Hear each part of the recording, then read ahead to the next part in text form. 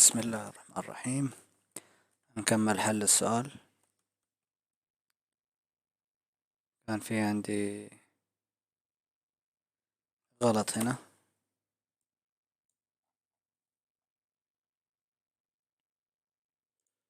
كنت أبغى أسوي debugging.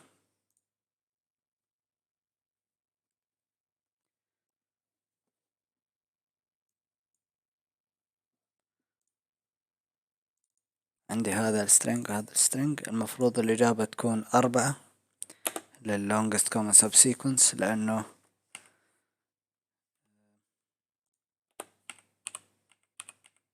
هذه المفروض تكون هذه subsequence تساوي هذه subsequence.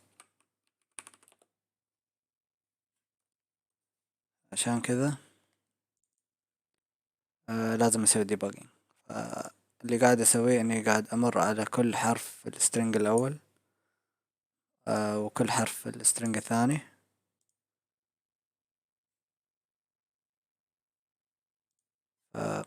إذا كان في حرفين يساوون بعض، مثلا هذا ال A وال A،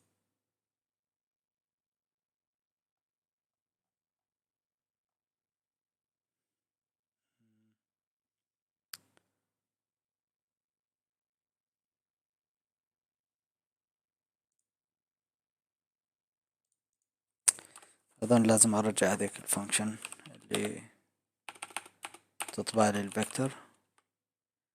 الفيكتور of indexed answers، بس عشان أشوف إيش اللي قاعد يصير مع كل iteration. أبغى أشوف لل 0 1 2 3 4 لما text 1 index تكون 4،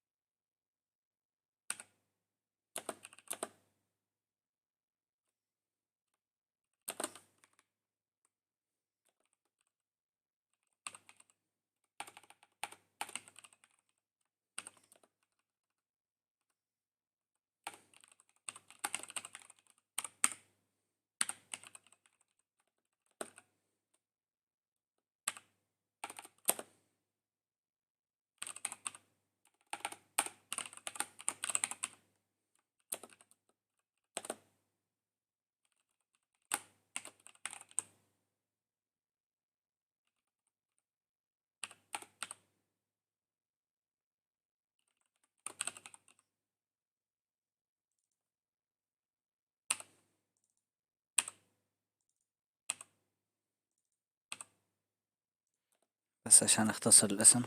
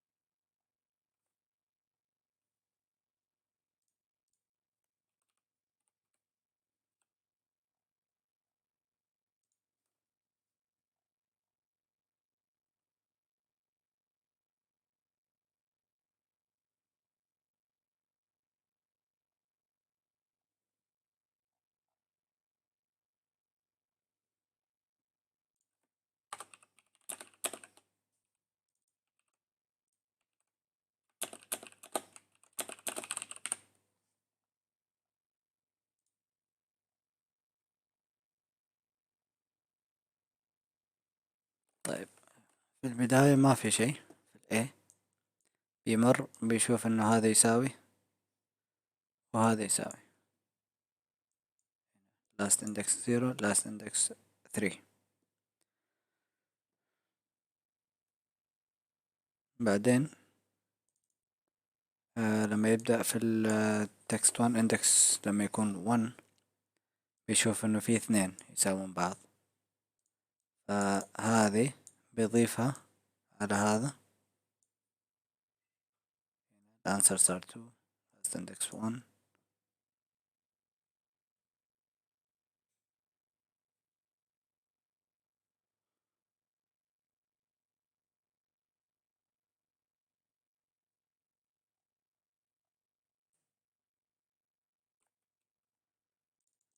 بس بعد اللوب كمان ابى اسويها.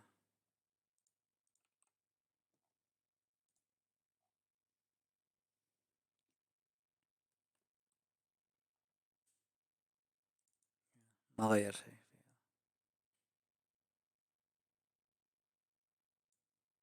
غير في هذه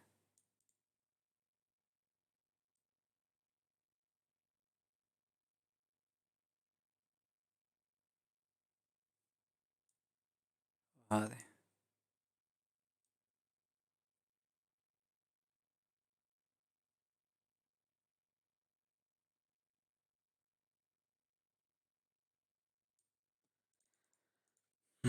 غريب.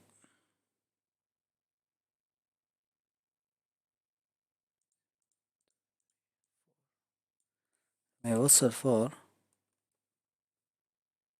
يعني هنا كل مرة قاعد يزيد.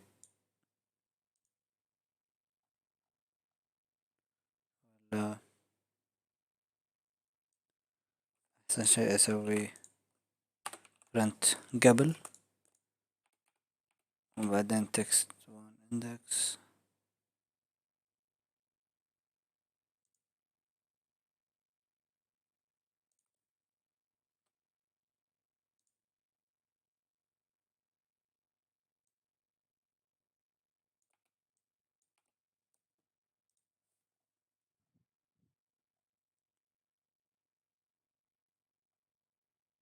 طيب لما كانت text 0 text 1 index 0 المفروض يكون في اثنين، هذه وهذه 3 0.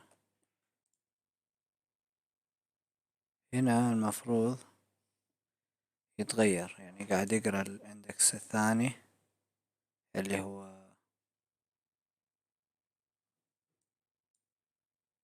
1 0 1. هنا صار الانسر 2. بعدين هنا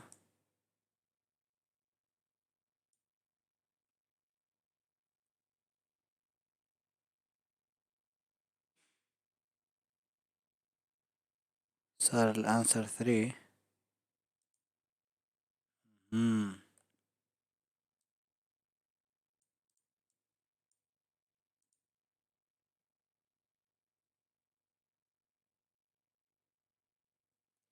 بس المفروض في نفس الوقت يكون في B يشوف ال A B B.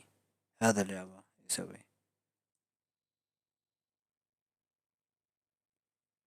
يشوف ال A B B. يعني أبى ال last index يكون 0 1 2. هنا 2. لما أنا أدخل على ال 0 1 2 3، لما أدخل على 3 لازم أشوف ال last index يكون 2.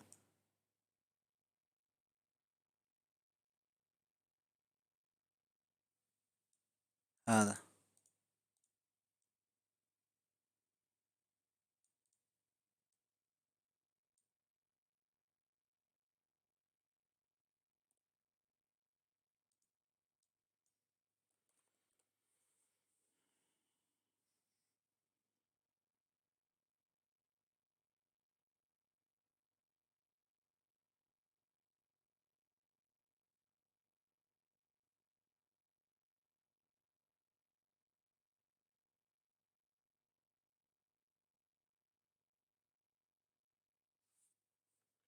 يمكن أحسن شيء أسويه إنه كل ما أشوف كاركتر يساوي الثاني او عفوا كل ما اشوف indexed answer احسن شيء اسويه انه ادخل object جديد.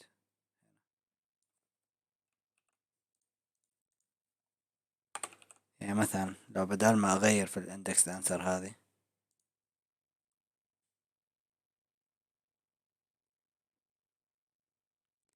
ادخل object جديد يكون الانسر فيه +1.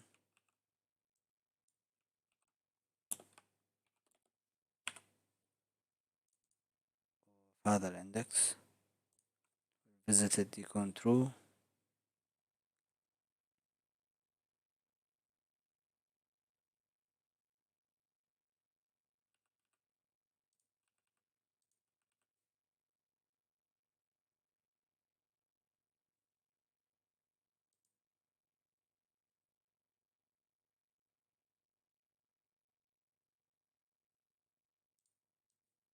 يمكن لازم اشيل هذه visited equals true.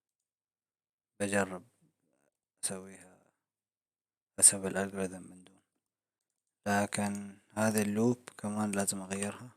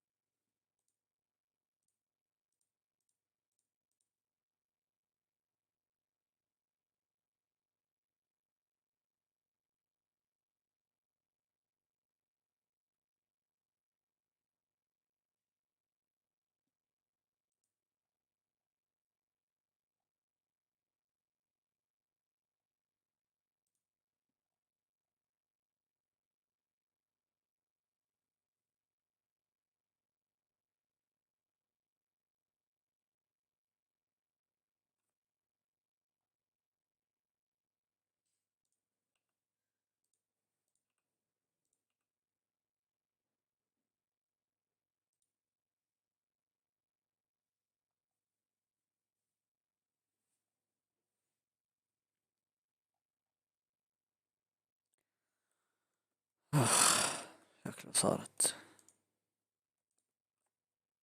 سويت كوبي على هذه.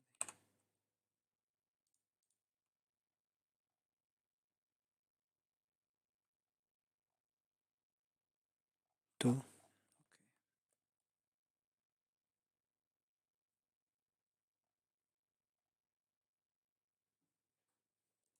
سوي سبمت. يلا يأست.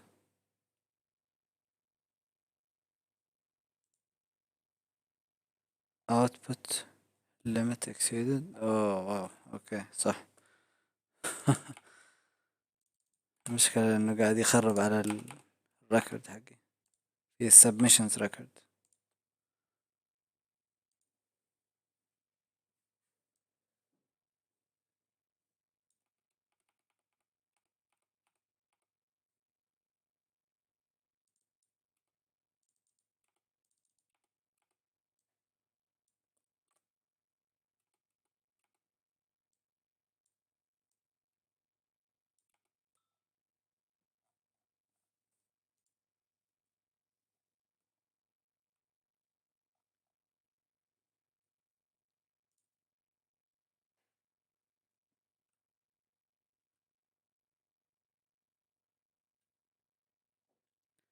واو time limit exceeded.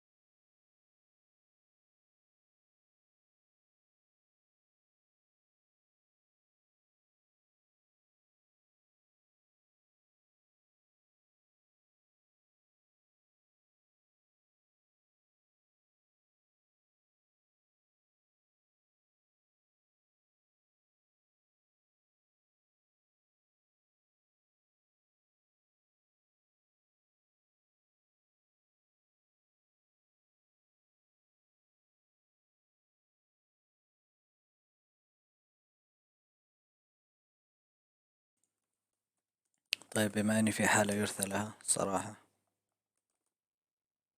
افكر اشوف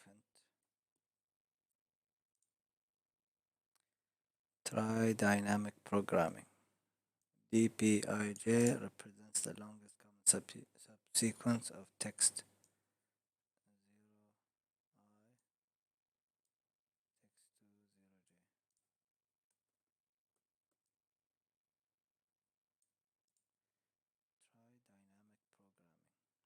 DPIJ represents the longest common subsequence of text 1 0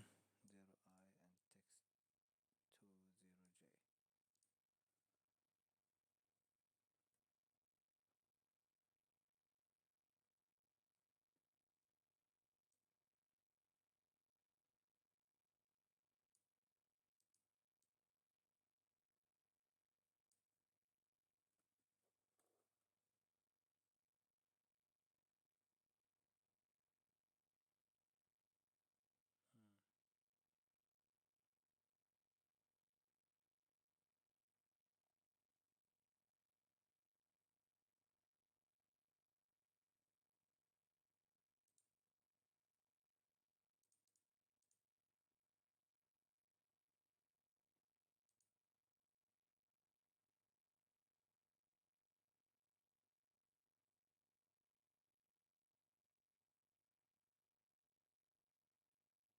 2 0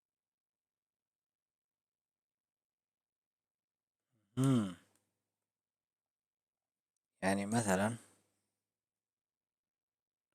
طيب هذا الكود بيتخزن عندنا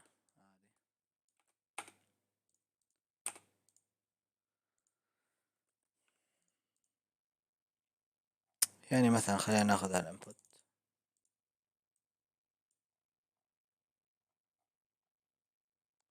او ناخذ انبوت غيره لانه هذا طويل. مثلا لو عندنا A B A B A نفس اللي كان عندنا قبل شوي.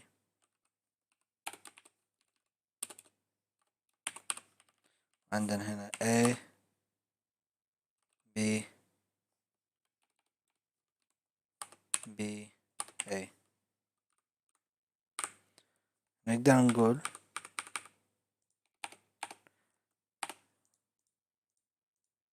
انه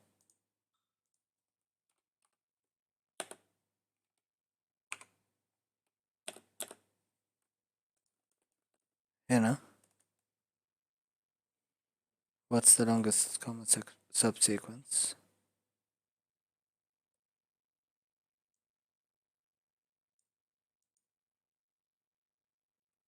one.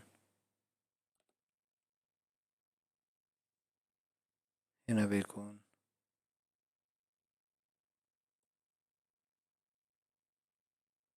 1 2 2 3.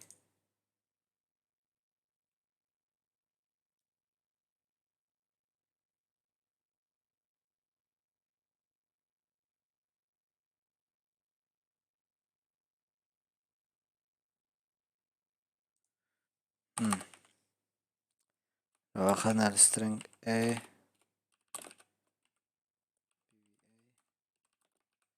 A B A B A B A B وشوفنا السبسيكونس عند الحرف الأول text of 0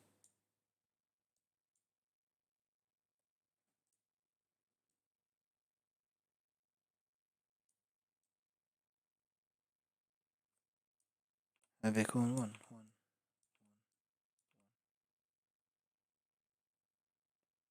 بعدين هنا عند ال BA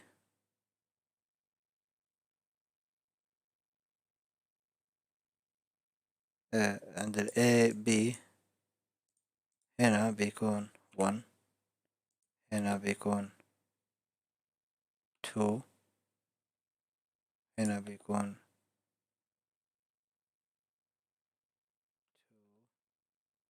2 2.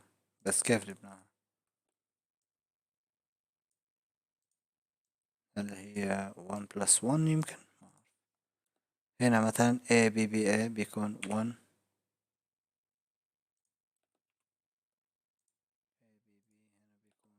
2 A B A 2 3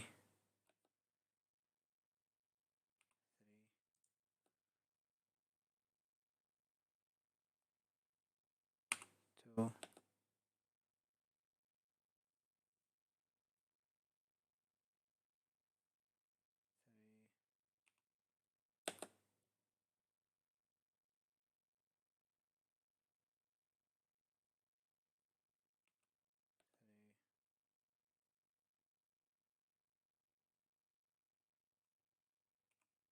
4. بس كيف جبناها أصلا؟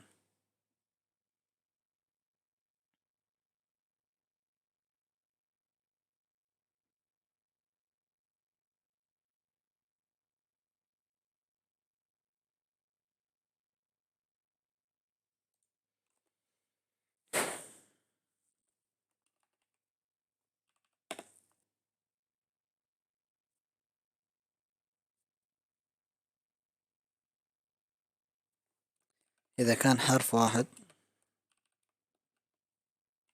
يساوون بعض فالإجابة هي المفروض 1. أما لو كان حرف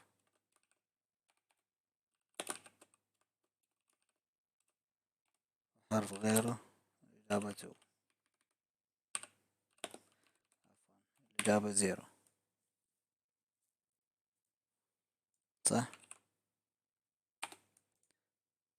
إذا كان حرفين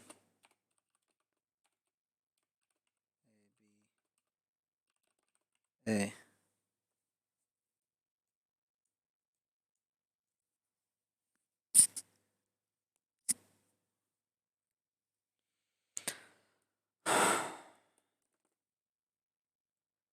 أنا فاهم هالجملة بس كيف أحسب أصلا common longest common subsequence؟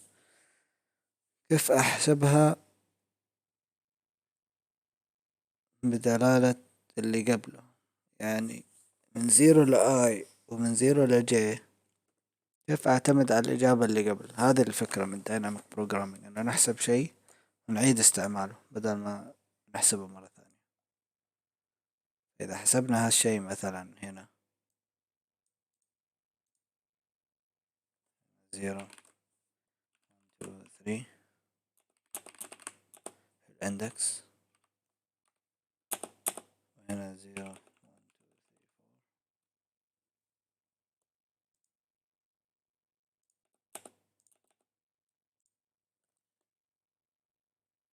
طيب وبعدين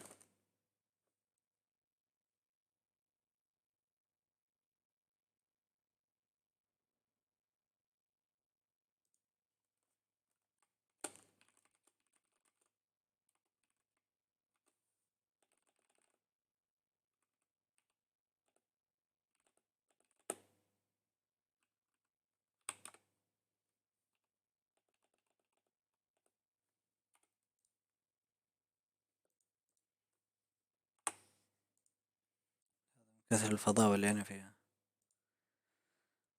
طيب هذا J، هذا I.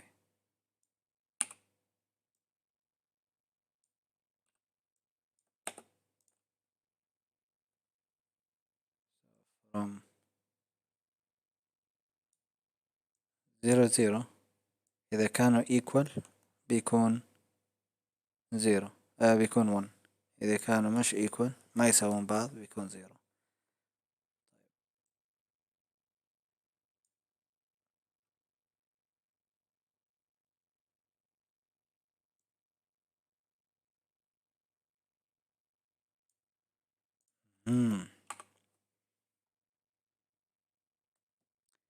هل معناته إنه مثلا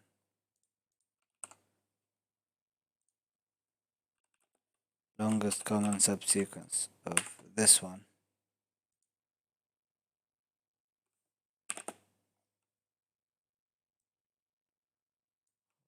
this one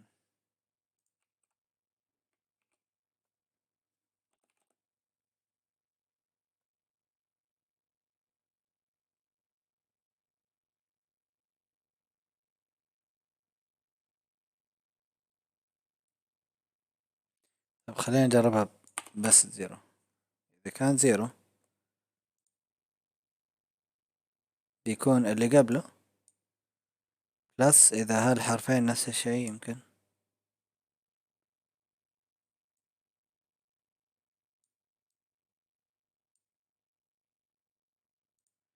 لا، لأنه أول شي كله ون ون ون، يعني يعتمد على اللينك.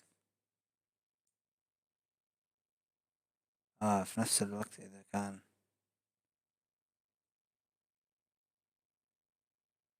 إذا وصلنا لللينك اللي هو ون، أول ما نوصل ون نحط كله ون. بعدين هنا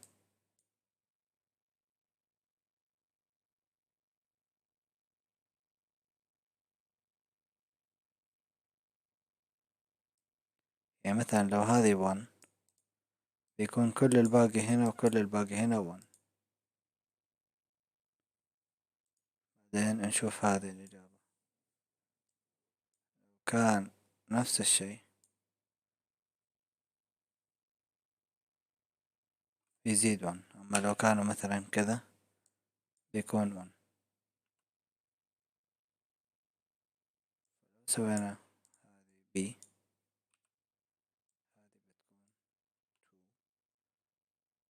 بعدين كل اللي هنا تو، كل اللي هنا تو.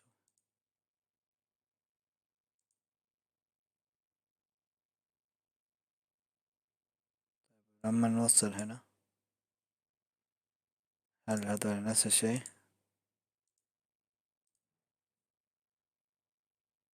لا.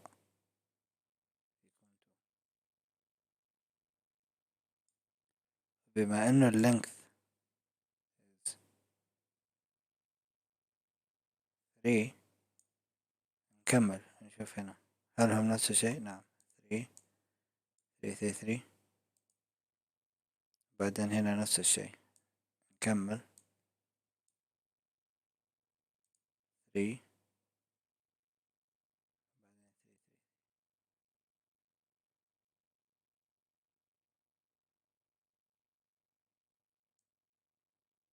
بعدين هنا نشوف انه هل الحرفين هذول نفس الشيء. لا، اذا بيكون 3. بما انه اللينث عبارة عن 4 نقدر نكمل نشوف هل هم نفس الشيء. نعم، اذا اللينث اللي قبله بلس 1، اي واحد فيهم.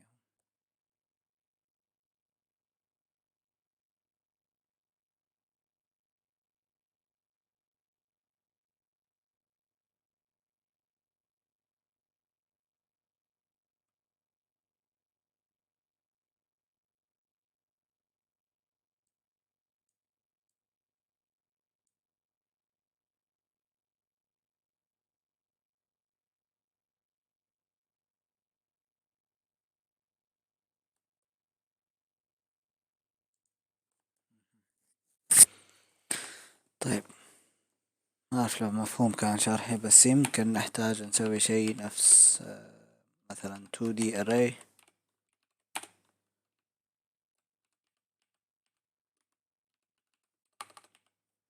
مثلا dp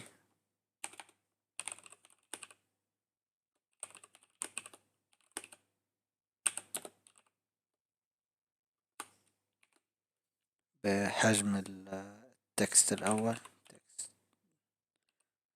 text1 dot size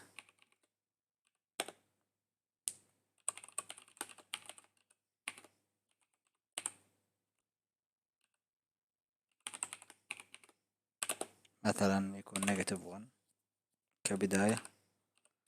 بعدين بنمر على كل الأرقام اللي مش -1، عفوا اللي -1، يعني كأنه initialize ل -1.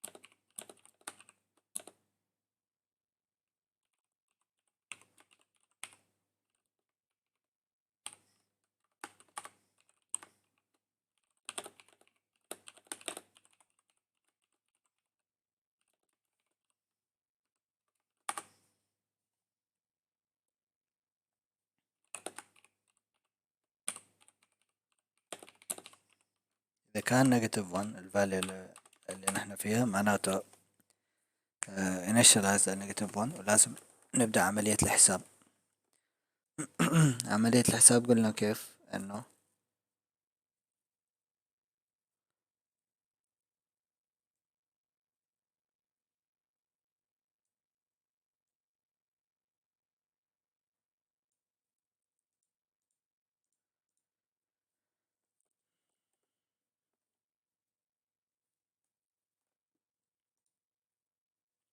اول شي p of 0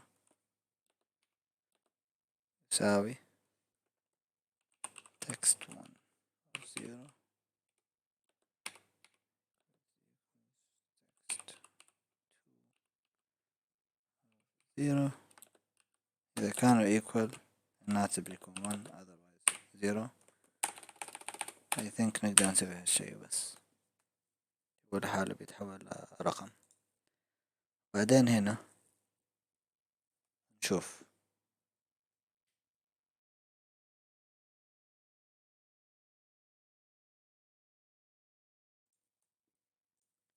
إذا كان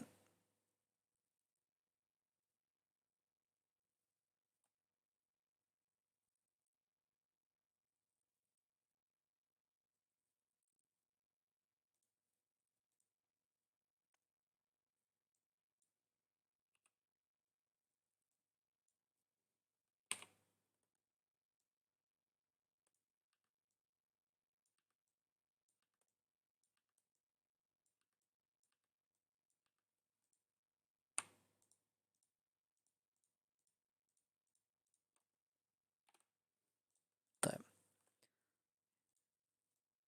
0 إذا كان هنا نيجاتيف 1 إذا كان اللي قبله 0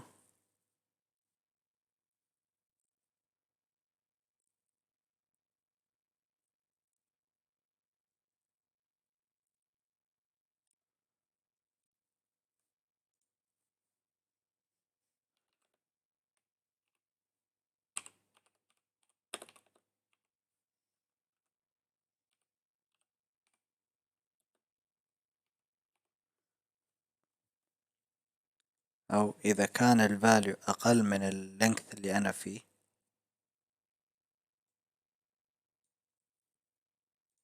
يعني إذا كان أقل من j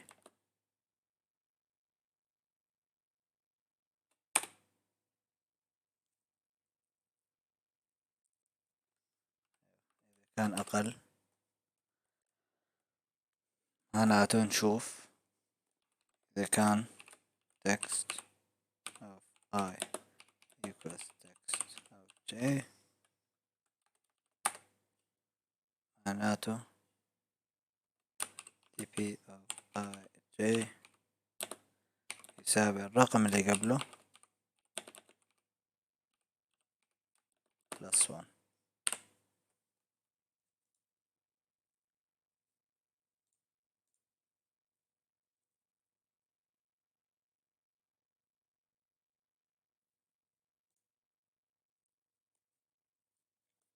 otherwise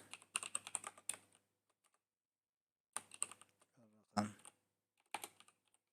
يساوي اللي قبله.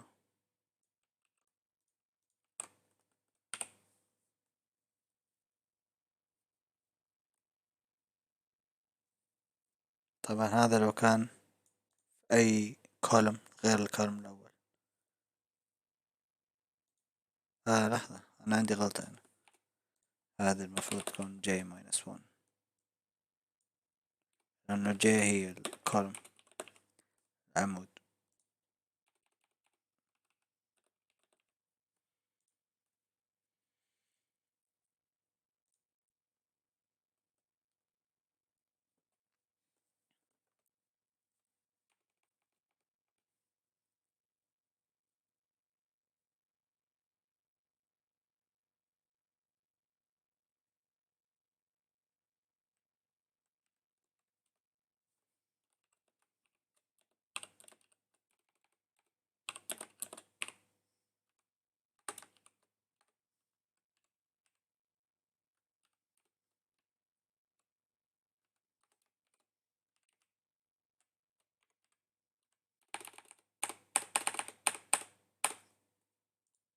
ما في بيوتيفاير.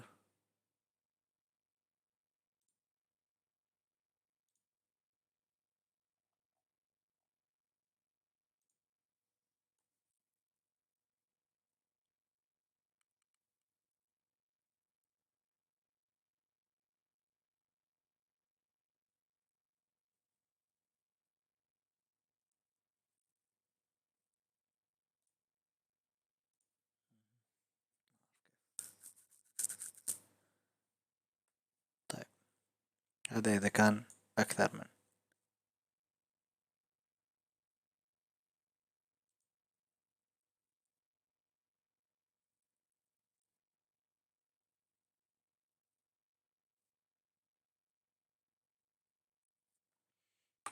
أما إذا كان يساوي 0 فنسوي نفس الشيء لكن مع اللي فوق.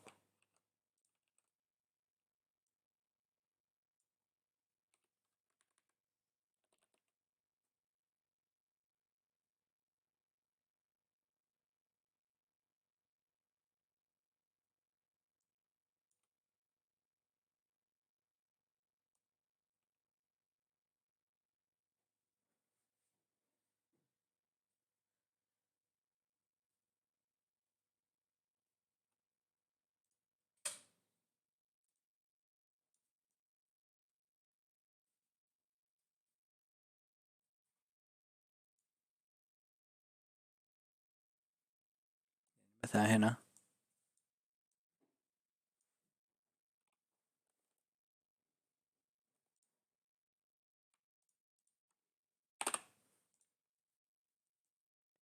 كان 0 equal لا،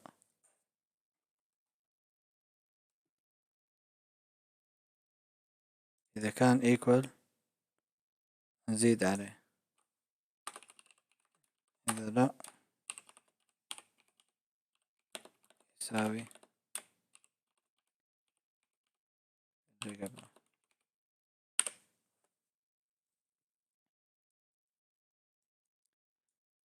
0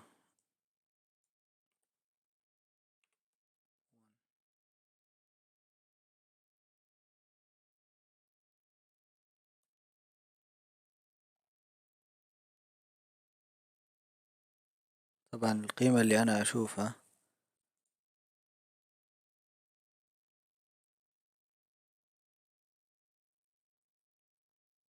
أبقى أعرف لو كانت أقل من المينيمم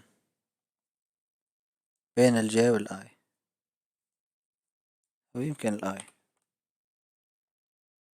يمكن الآي هذه صح، لو كانت أقل من الآي، لأنه أنا قاعد أمشي في الصف أكيد الآي تكون أقل.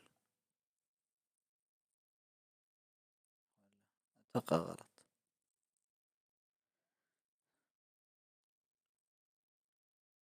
طيب كانت لو كان الصفر أقل من الصفر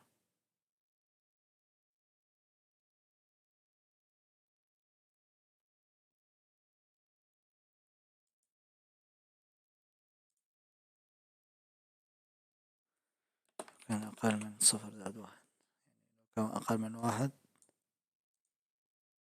معناته أحسب شوف متساويين، زيدوا 1 بعدين طول ما هو مش أقل من 1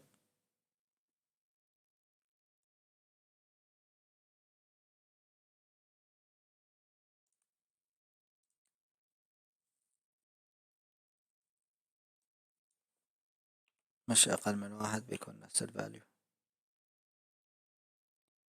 بعدين لما نيجي للرقم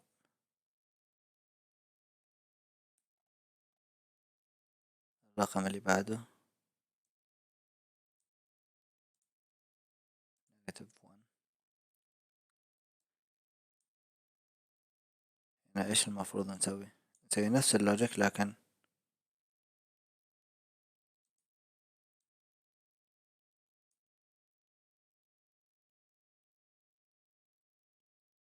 على فوق، هاي -1. إذا كان الرقم أقل من الجي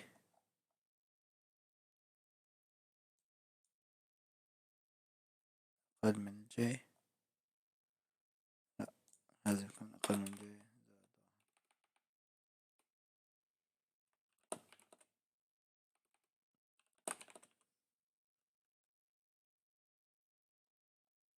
كان أقل من الجي زائد واحد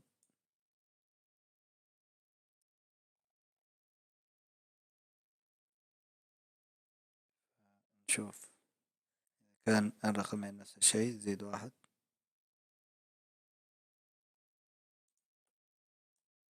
إذا لا حط نفس الرقم.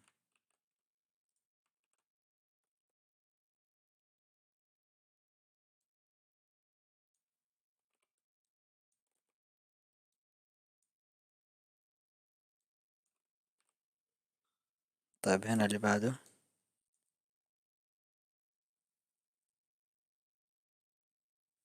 كان أقل من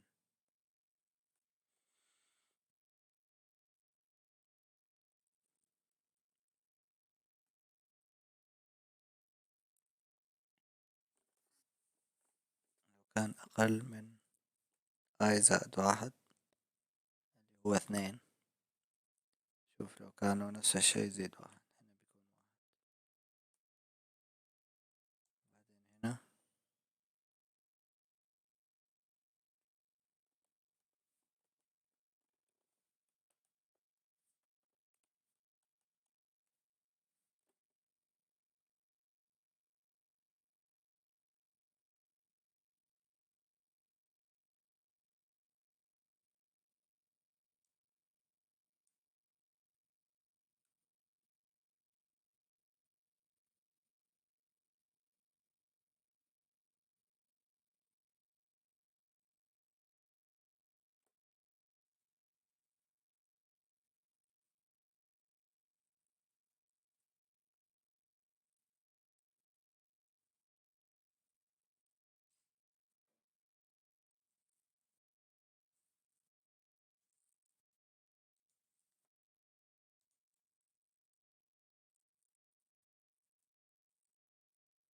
يمكن اللوب هذه غلط.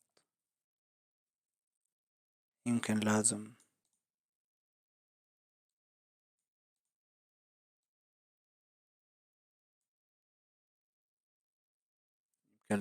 أمر على كل رو مع الكولوم، بعدين رو مع الكولوم، بعدين رو مع الكولوم. يمكن لازم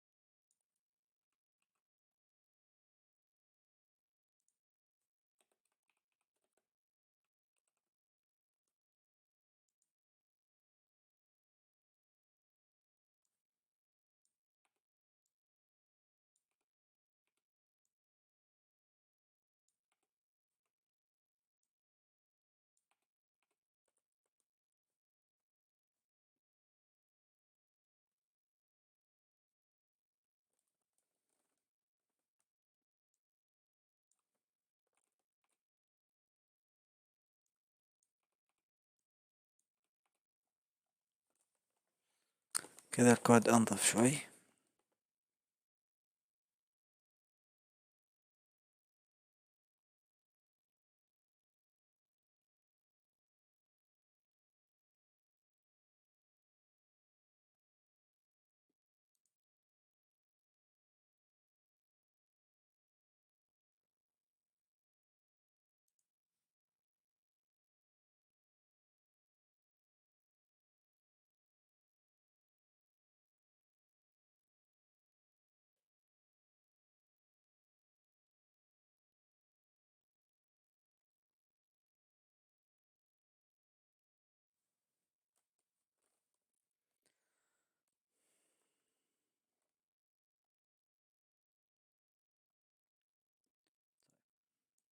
الحين احنا هنا إذا كانوا equal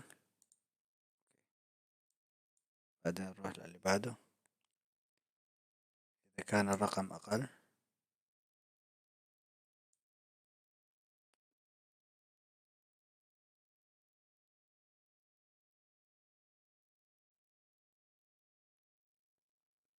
بس لا، المفروض يكون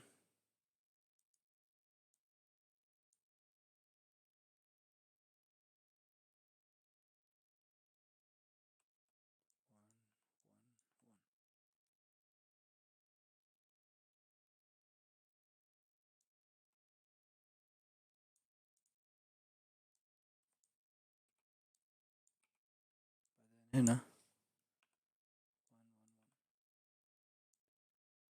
إذا equal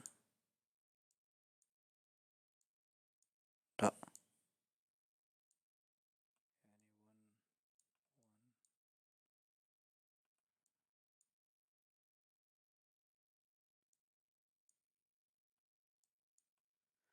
لا غلط.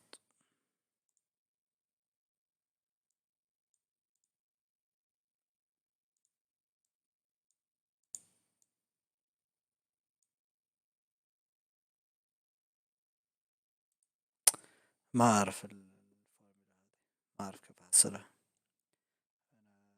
عندي ضعف في الدايناميك بروجرامينج، لازم أتدرب عليه أكثر. بشوف هنتو. طيب هذا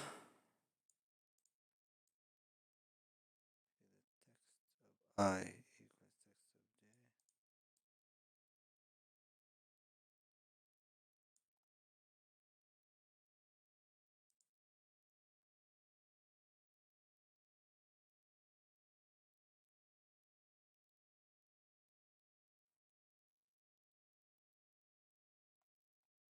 هل اللي أنا كنت بسويه، بس هنا مكتوب otherwise.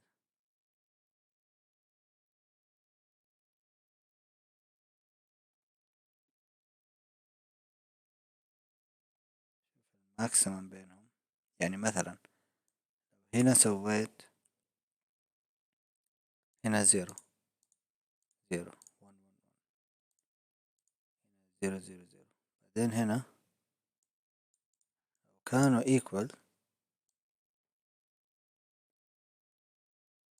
معناته هذا بلس ون،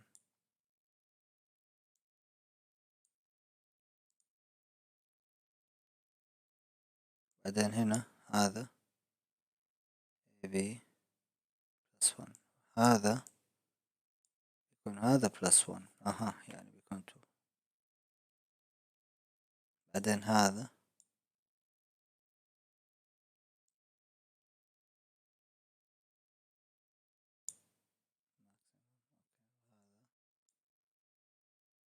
يكون المفروض تو.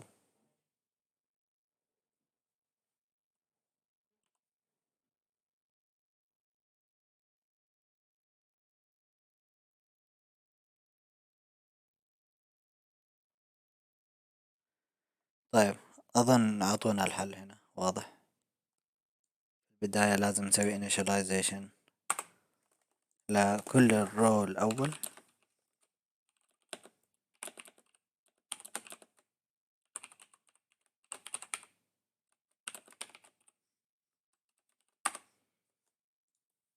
يعني أنا تقريبا عرفت هذا النص. تقريبا somehow، بس هذا اللي كان ناقصني يعني. طبعا هذا اصلا كله بعد ما شفت الهنت 1. لو قبل هذا كان عندي حل، لكن تايم ليميت اكسيدد. طبعا دائما لو كان حلك صح لكن تايم ليميت اكسيدد معناته تحتاج طريقة اسرع. دايناميك بروجرامينج واحدة من اسرع الطرق. طيب خلاص بلا فلسفة، خلينا نكتب الحل. الرول الأول لو كان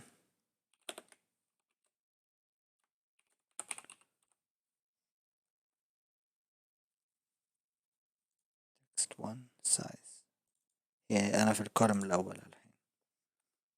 لو text 1 of I equals text 2 of 0 dp I j equals 1 otherwise.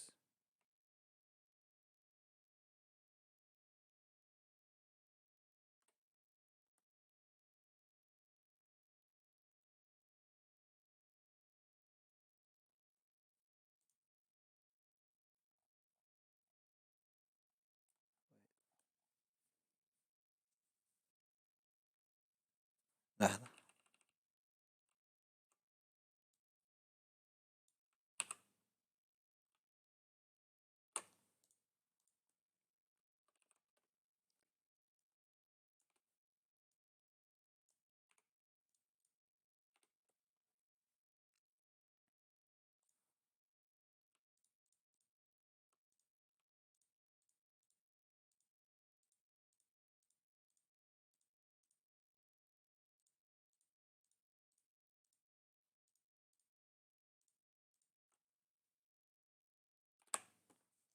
طيب أول شي لو كانوا equal 0.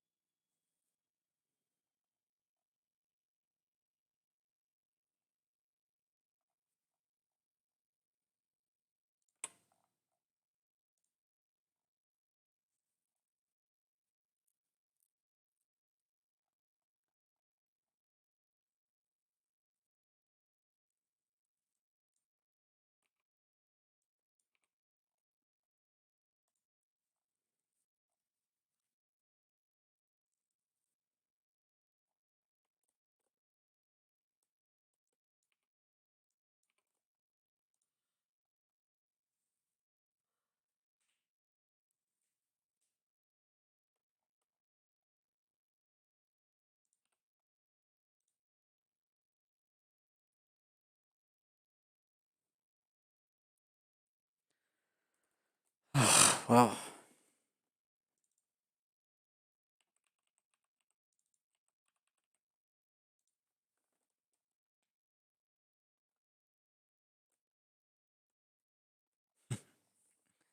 أعطونا الحل.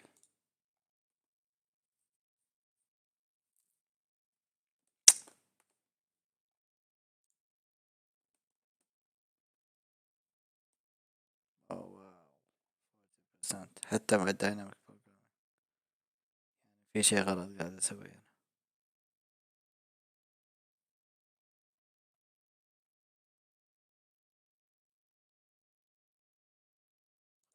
أكثر حل سبميتد.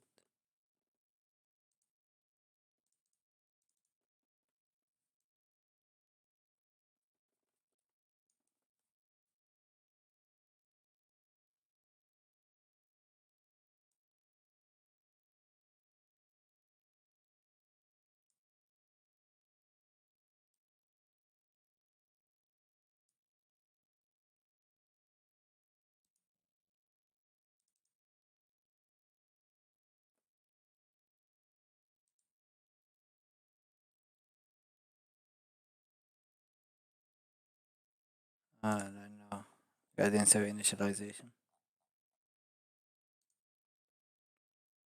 لأنه فيكتور. أنا ما كنت أعرف إنه عادي نسوي array بحجم.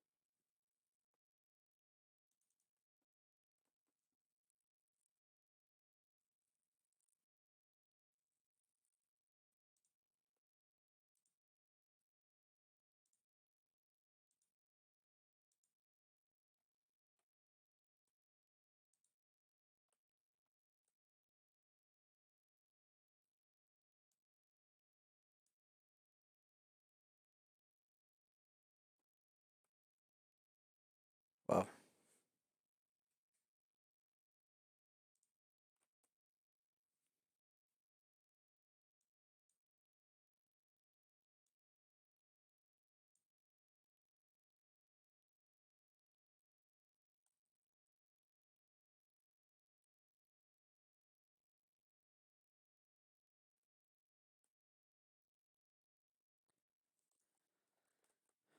طيب زين، الحين نقدر نرجع للسؤال اليوم اللي قبل.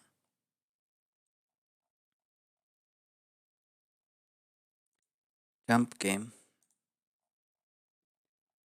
ما في هنتس.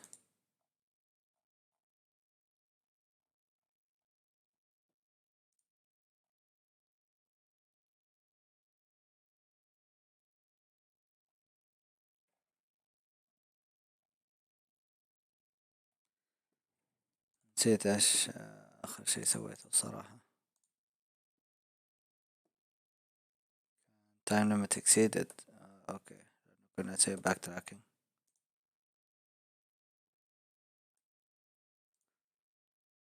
طيب هل نقدر نسوي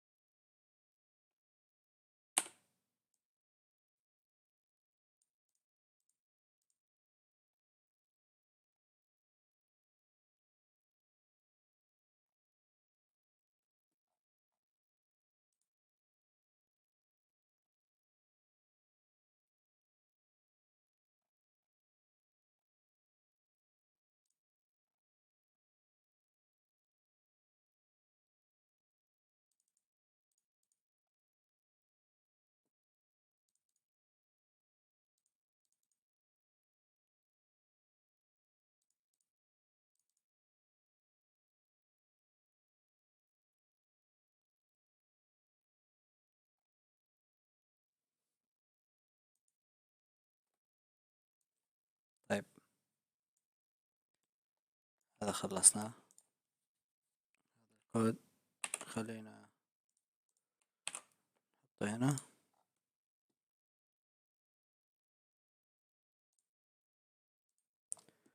نعيد من البداية. طيب أنا إيش أبى أسوي؟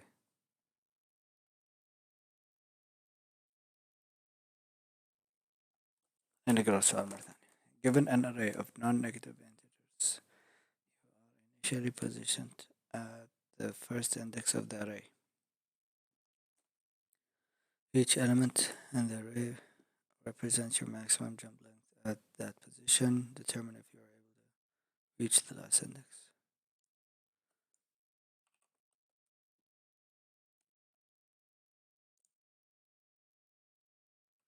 Okay. This is true. Jump one step from index 0 to index 1, then 3 steps to the last index 1 and then 3. Okay. مرة أخذوا الجمب الأقل، يعني من هنا 2 تقدر تنط نطة، يعني خطوة واحدة أو خطوتين.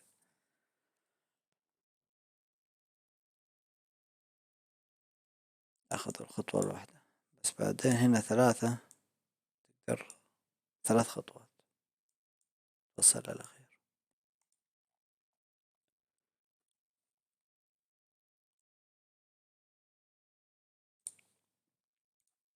طيب بسوي نفس الشيء باك تراكنج، بس بخزن الإجابة، ما أتذكر إذا كانت صح ولا لا. هذه الإجابة.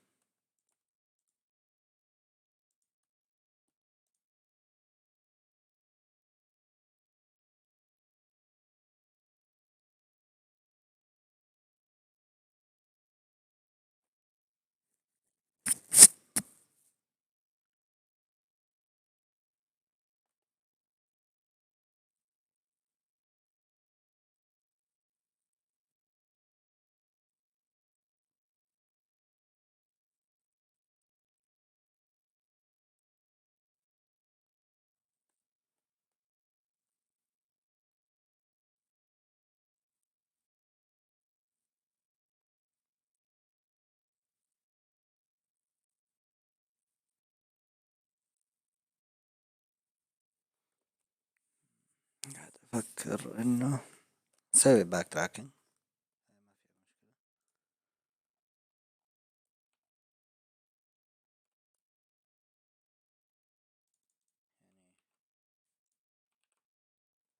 If you can reach the end هنا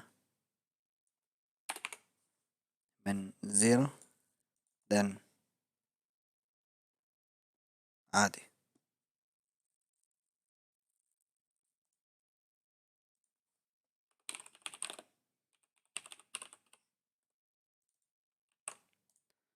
طبعا أول شيء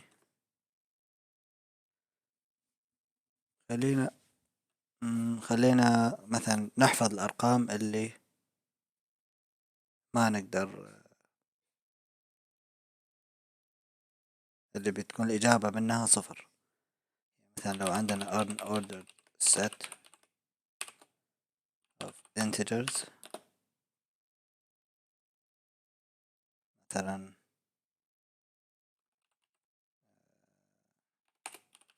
impossible indices مثلا.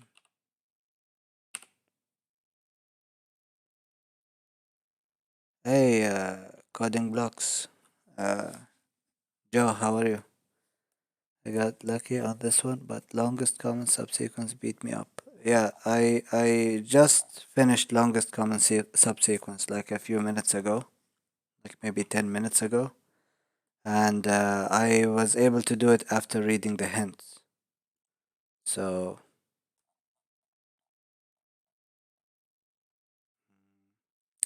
this is not refreshed.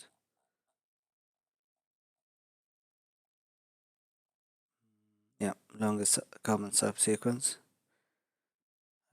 I should have read the second hint much closer at the beginning. yeah, I actually got a working solution, but it was very slow. I submitted and I got time limit exceeded. Uh, so that's why I decided to read the hint. I kind of knew that it was about dynamic programming, but I read the hint. I read the first hint. I understood. I understood this part if the two texts are equal for the most part, but I did not. I was not able to come up with the second part. That's why I read hint two and I was able to do it. And then basically, I mean, from at this point, it's basically giving the solution. So that's how I did it. By the way, let me know if the delay is good or not, because I was actually meaning to contact you maybe on Twitter or somehow to tell you about the delay. I was able to fix it. Uh, I don't know if it's working fine with you. Were you able to? I missed your stream. Yeah, you're testing. I missed your stream today uh, and yesterday, I think. Um, I don't know if you fixed that issue. Okay, maybe 5 seconds. Okay, that's pretty good. Um, so do you want to know how I did the thingy? Basically, Uh, I imagined that you. Oh yeah, it's not too distracting. You're basically my only viewer at the moment. I'm guessing that you use Streamlabs. I think you told me that once, and then you just go live from that software, right? Yes. Um, so basically, the way to do it is that there's a YouTube setting for low latency, but you can't set that setting from Streamlabs. You actually have to go to YouTube and you have to go live, and then you have to create an event here from stream. You have to create a new event. Um, sure, let's reuse something like this. So you just create a new, even if it's at the moment you want to go live, you just create a new stream from here. You put all the details you want, and then in the stream settings, there's actually this option, ultra low latency. See how it's normal latency by default? This is what Streamlabs uses. But if you go here, you go on ultra low settings, and it doesn't support these things, but I don't think it matters. Ultra low latency. Um, beforehand, yeah, this is much better. Yeah, exactly. And then from Streamlabs, when you want to go live, it gives you the option to create a new event. That's the default option. But if you click on the drop down menu, you can see this event that you created, and you choose that and you go live from that event. So this way you will have ultra low latency. So yeah, I found out this like a few hours ago, and I wanted to try it here, and it seems to be working. I'm happy with that. I hope next time if you do this, maybe we can chat more efficiently. Yeah, no problem, man. You're welcome anytime. Anyway, I'm currently doing this jump game question. I wasn't able to do it yesterday. I believe I was doing backtracking. Here's my solution. Slow solution. I was doing backtracking while also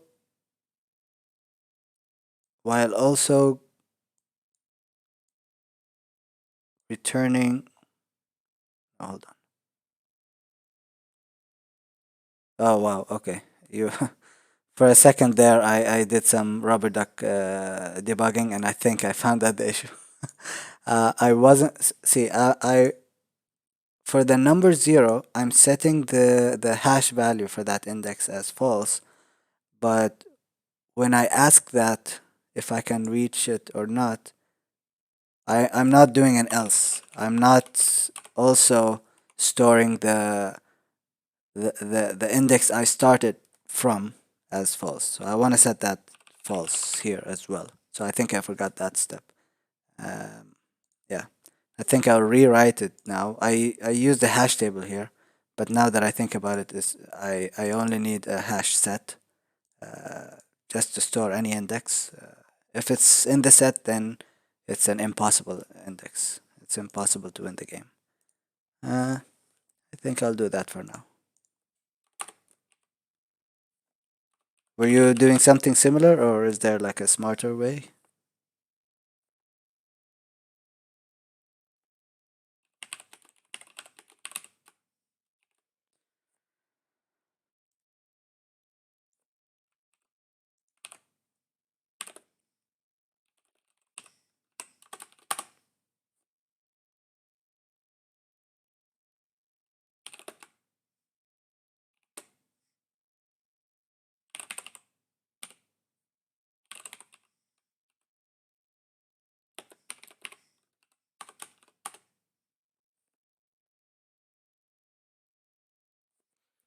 My solution was different. I started at the end and walked backwards. It scored okay, but most solutions were very different from mine. Going backwards. So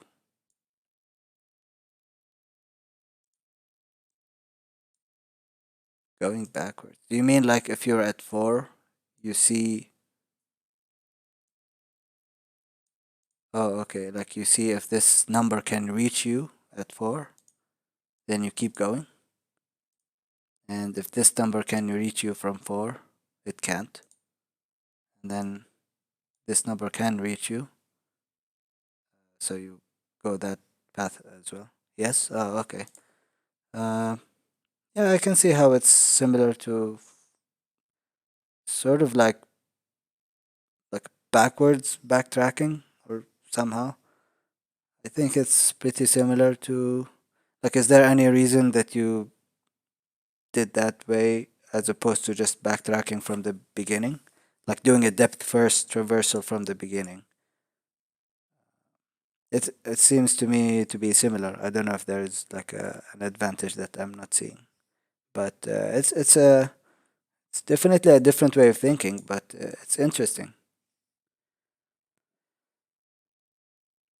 Probably would have been much easier from the beginning. Okay, yeah. I don't know if it's easier. I think it's the same actually. It's just what's better for you to imagine, what's easier for you to imagine, and then how easy it is for you to implement it from that imagination. None of the other solutions I saw went backwards. I had to do some extra arithmetic to go backwards. Oh, extra arithmetic. Okay. Well, then maybe it's easier to go from the beginning.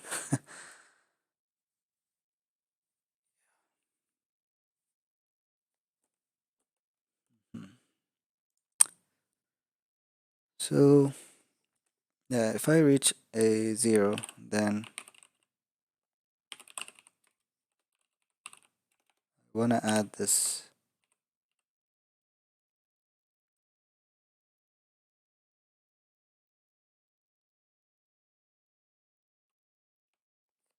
Wait, hold on.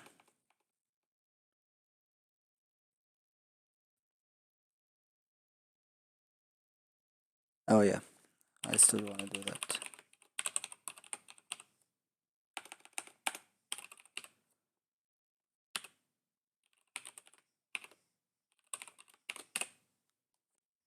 I want to do it this way.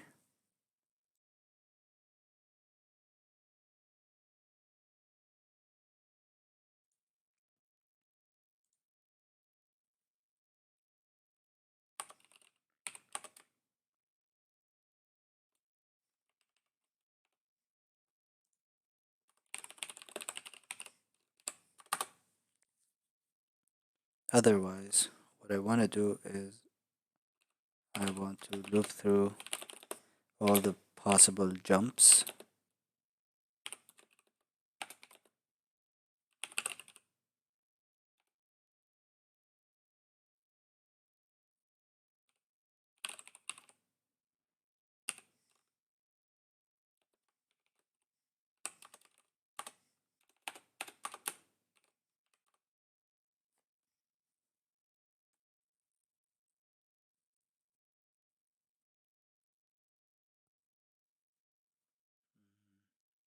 So for each possible jump,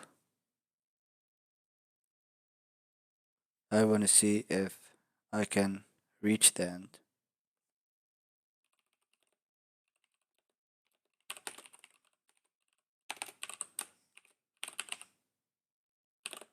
From this index plus the jump. If I can,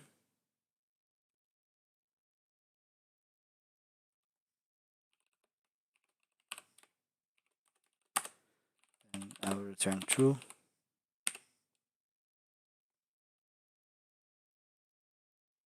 Well, how do I know that I reached the end?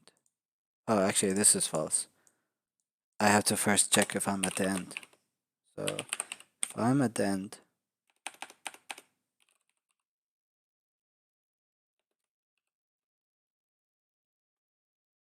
the index is greater than or equal to the size of 1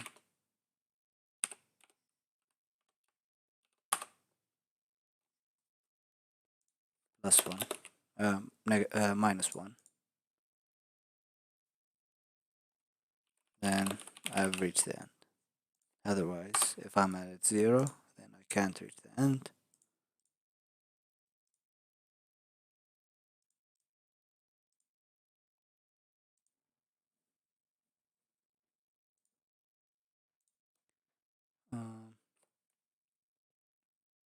So if I can reach the end, then I'm happy. Otherwise, I can just... What do you want? No, I don't want anything. If I can't, then I know this is a possible. This is an impossible index.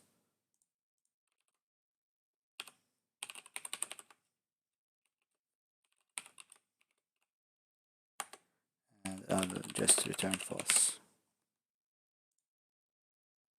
I think this is good.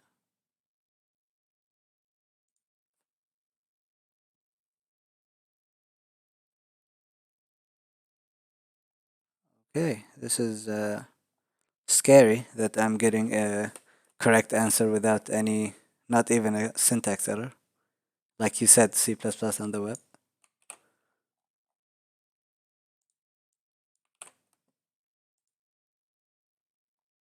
Looks good. Oh boy. This is the scary part. I don't know. This code looks too nice to be the right solution.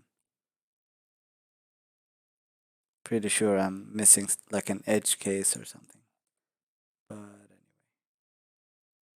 that's a bit. I can't think of any problem with it. Yeah, me neither. Haha. Foolish programmer. Okay.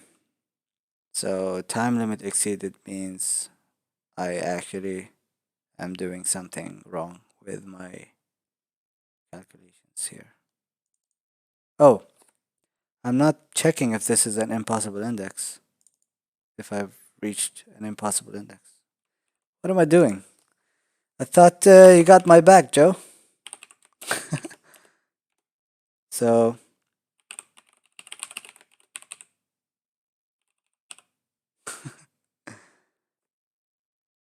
it's alright. So if I count this index, then I just return false.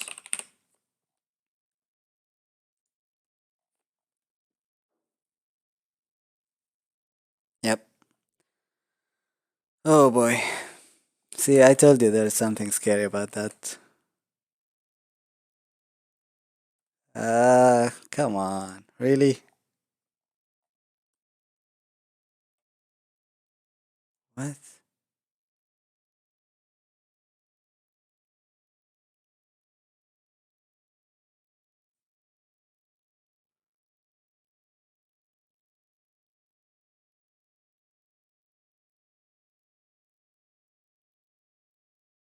Like, what possible computation is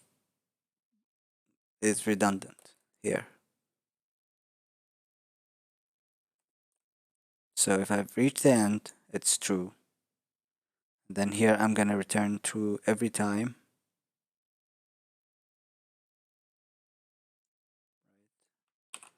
So if I can reach the end, then I just return true every time. You can end up checking the same index over and over. What, what do you mean? As soon as I so as soon as I see an index that I've visited before, then I know it's false.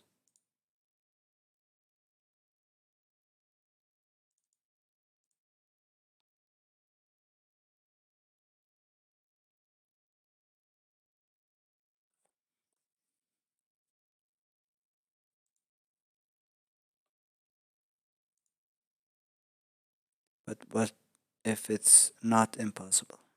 Well, I'm going deeper and deeper, right? So if it's not one of these,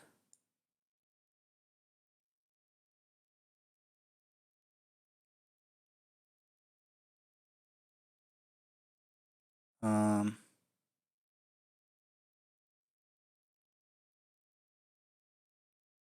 I'm not sure I understand that. Like, are you saying I should start from the biggest, like a greedy solution? Like I should start from the biggest possible jump? Oh, okay. Yeah, that makes sense. Oh, yeah, makes total sense actually. But I don't know. This test case seems like there's a zero here, which I think is like intentionally put there to fail like a big chunk of these. I don't know. It must be mathematical or something.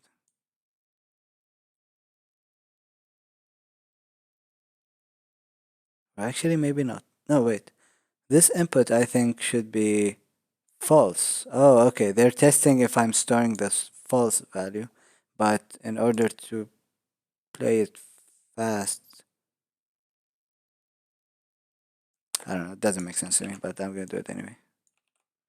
I mean, this test case, I don't understand what they're trying to make me fail at, but this, your suggestion makes sense.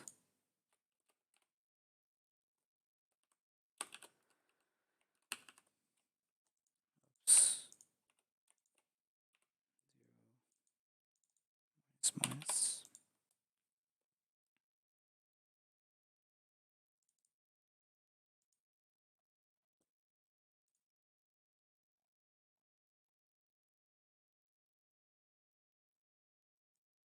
Oh no.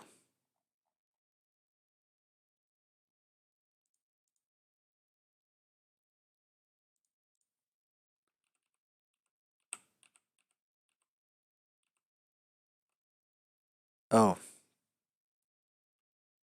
should be one.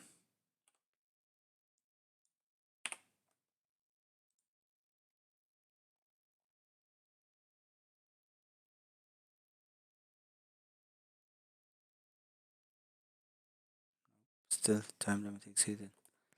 In the example I posted, you check nums 100 at 99 times if you have at least 10,000.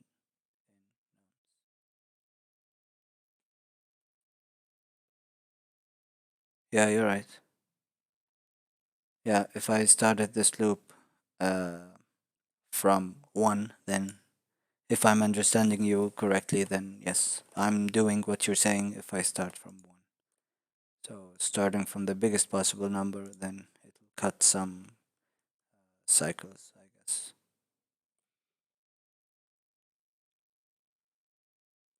Yeah, but still time limit exceeded. Wow.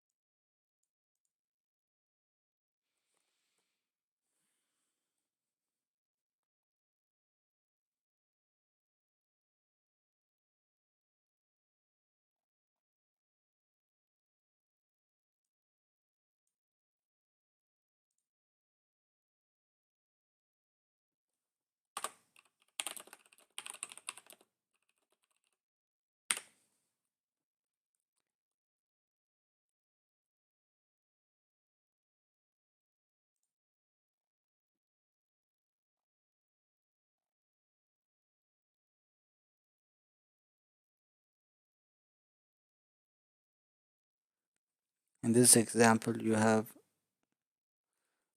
25,000. So you are checking the same ranges every time. Can you detect if you are covering the same items and skip?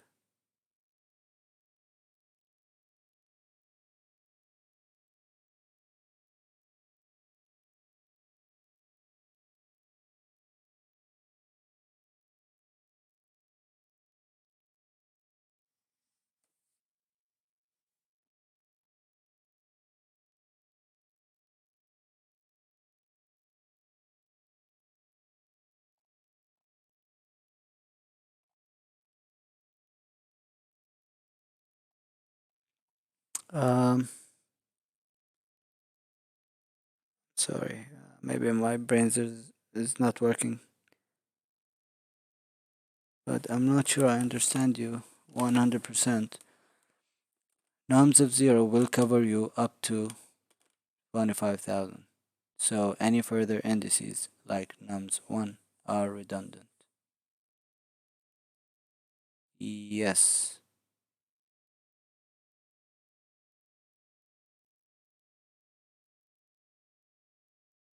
Um,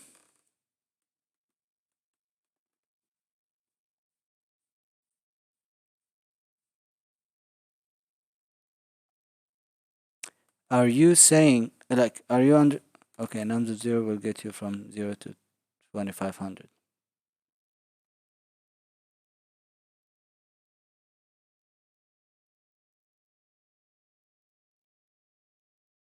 Yes, but are you under the impression that my solution loops through the nums?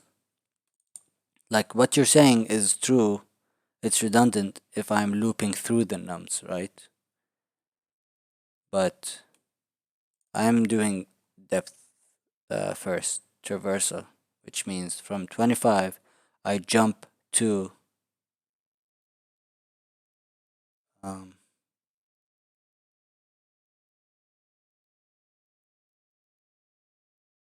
oh, maybe I see what you're saying.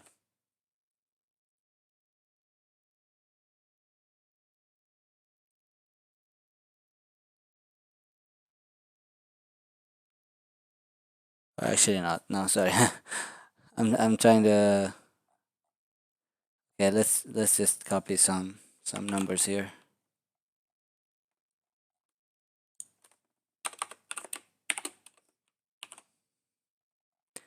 Not all of this. No.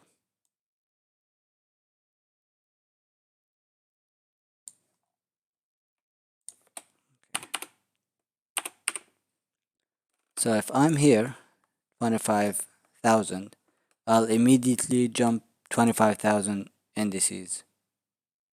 And yeah, I'll jump them over and reach some place very far away here, and then I keep going. If all of that is false, so this is false, and whatever I reached is false, false.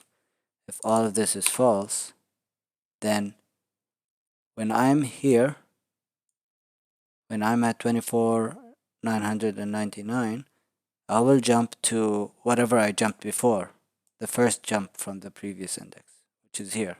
That'll be false. Then that's it, right? I'll immediately put this false. I'm not gonna traverse it all the way down. I might just be sleepy. I think your diff skips the problem I'm trying to find. Yeah, that's what I was thinking because yeah. But it's a good point. I mean, I could have missed it. It's good that you're keeping me in check at least.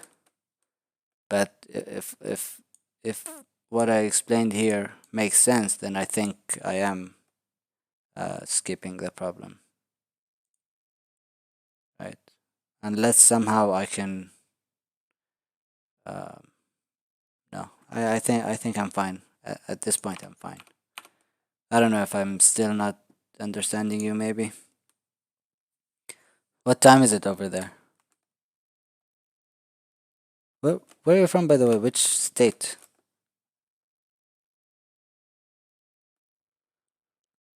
1203. Oh wow. Okay. Florida. Okay, nice. I have some family there. like my in-laws. Mm,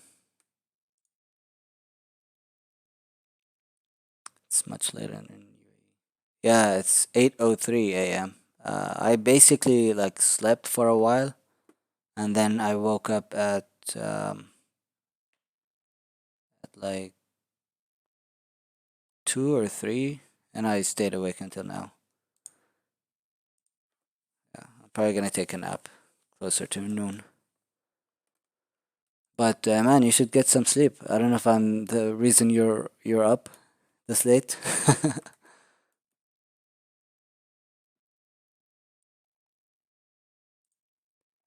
Yeah, so I still don't know what my problem is. I'm just chilling. All right, cool. Appreciate it. Appreciate the company. I've been lonely for a while. I'm actually trying to get some logo for the channel, a logo and a banner to put up on my social media, so that I can properly launch, quote unquote, the channel. Uh, so by that time, I think I might have a bigger audience. For now, it's just my friends that I keep nagging to them how they are supposed to test the stream with me. Yeah, it's cool. Uh, I'm hoping I will have some audience to keep me company in the future.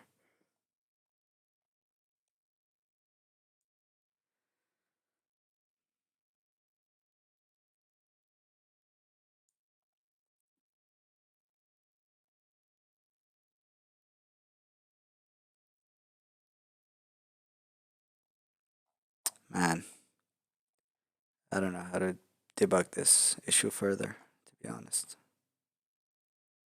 I might give up for now. So I was printing here 2 5.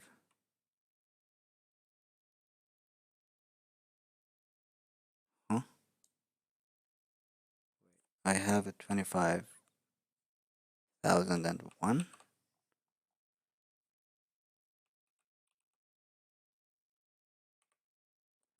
Doing something wrong here?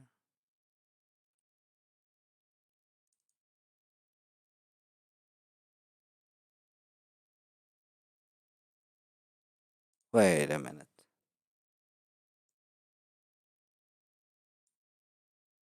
I need this value. Oh wait, I am doing that.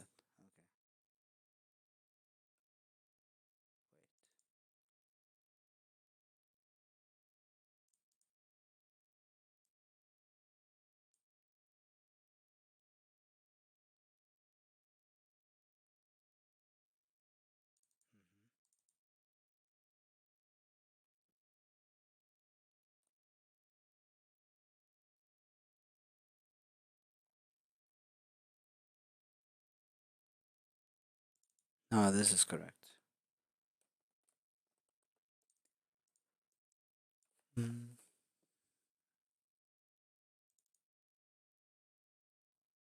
So after that, I'm getting 24,999.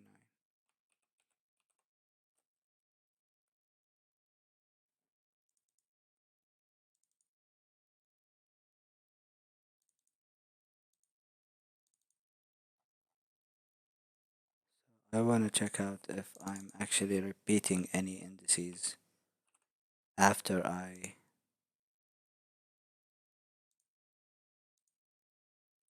make sure they're not one of these cases.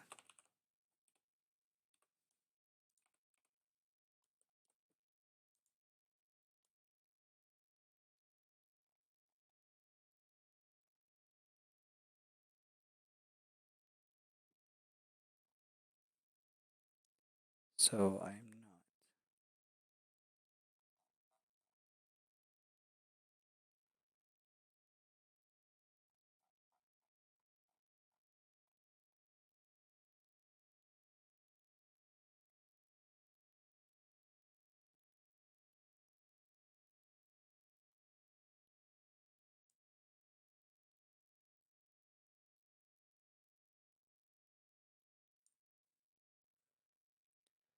Can I somehow turn my recursive function into a loop. Will that be much faster?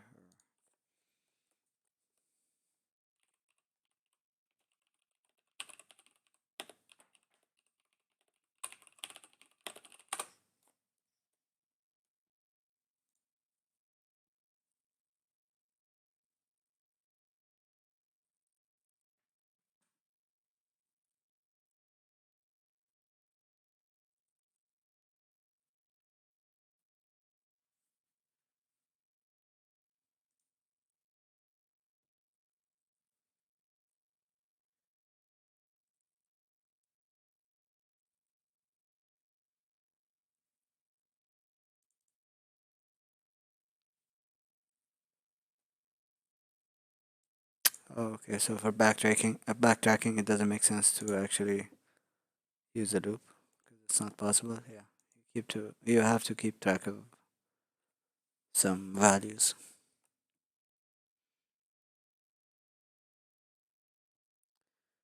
Man, don't you notice? Haven't you noticed that for the difficult problems they don't give us any hints? Like only this one I've actually used the hint, I think. Yeah.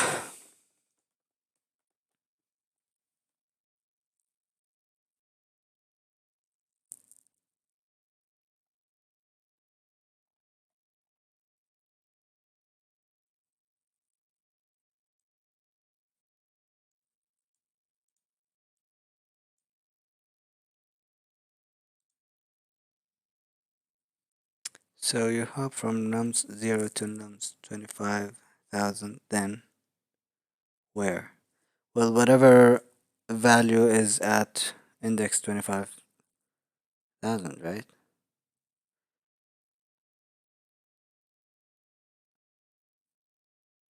I think this should be false. Like, I think if I understand this, what they're trying to do, each index here jumps to this 1 value, and then from here you jump to 0. Like, from this 1, you reach here. From the 2, yes. So the std out is the hops. This looks false to me. It is never enough.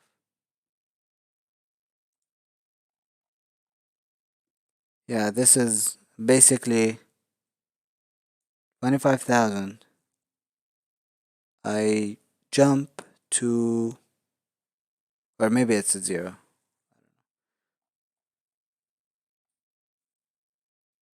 Um, let's see what value I'm at here. Value of index.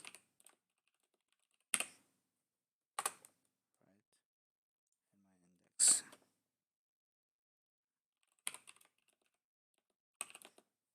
It's this one.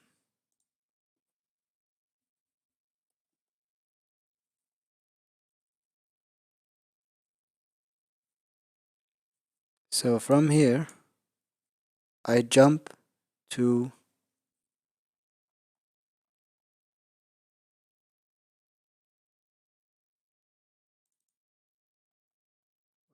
this is index 0. So the value is 25.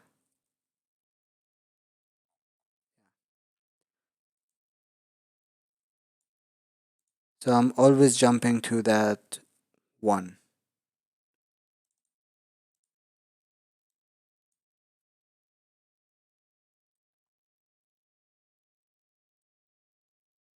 I'm jumping to this 1,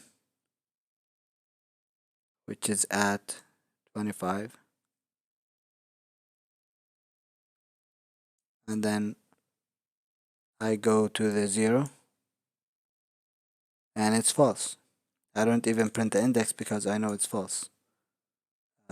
Because I know it's the second to last 0. I know it's the second to last 0 because I didn't return true. So since this is false, I go back and then I'm at value 1.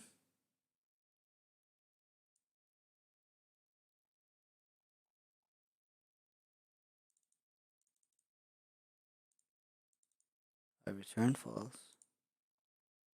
Go back here. I'm at value 1.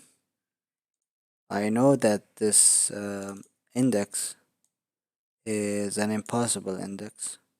So I return false. I go back to 25. I go to the next possible jump, which is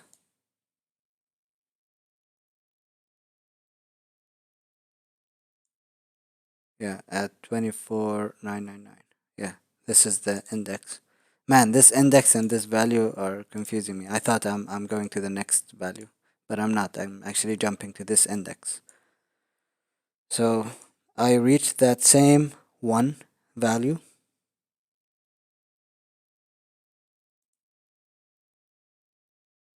Right? But why am I printing this value as 3? Why am I reaching here?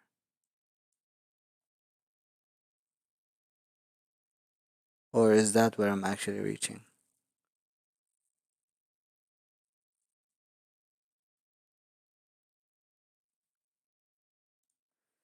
This is ridiculous. I'm surprised to see the 2, 3. Yeah, me too.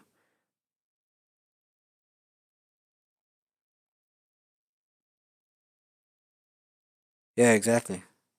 Exactly, that's what I thought every time. Basically, I should repeat this. So I'm doing something wrong here.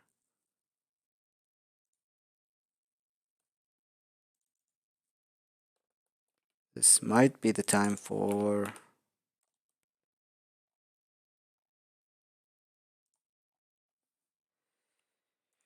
debugging.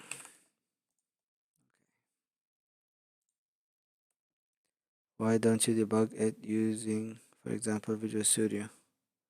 I could, but I'm too lazy to open up a program here.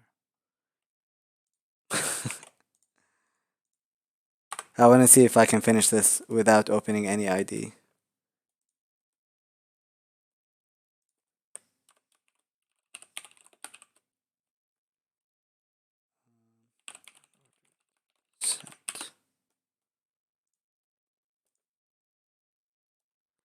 Is it part of the challenge? No, it's part of Joe's challenge. Joe from Coding Blocks.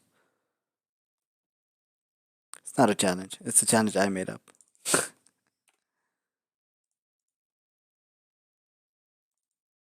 um,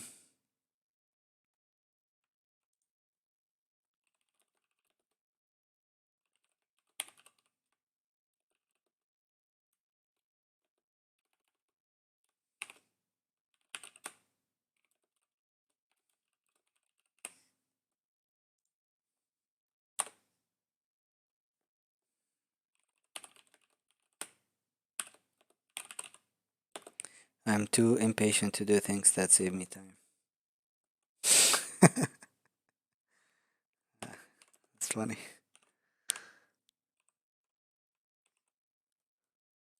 So let's see if this website can handle this much data.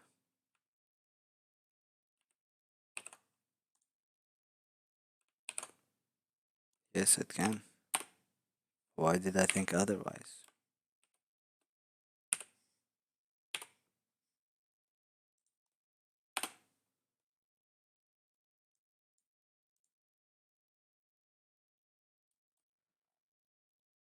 Alright, let's just run it to see if it's working. Can't be louder. So I did think it. Okay, sorry, Joe. I am gonna lose the challenge and actually fire up Visual Studio or something.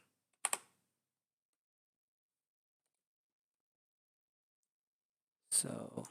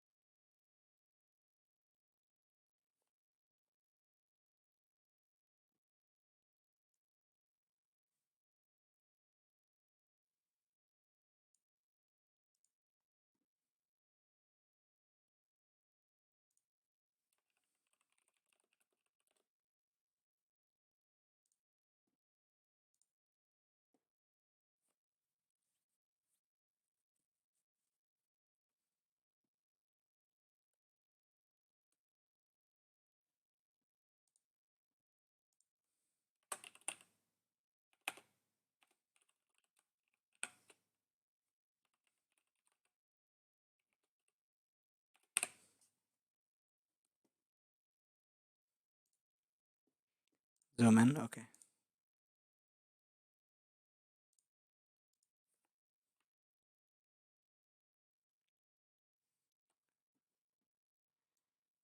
Let's see.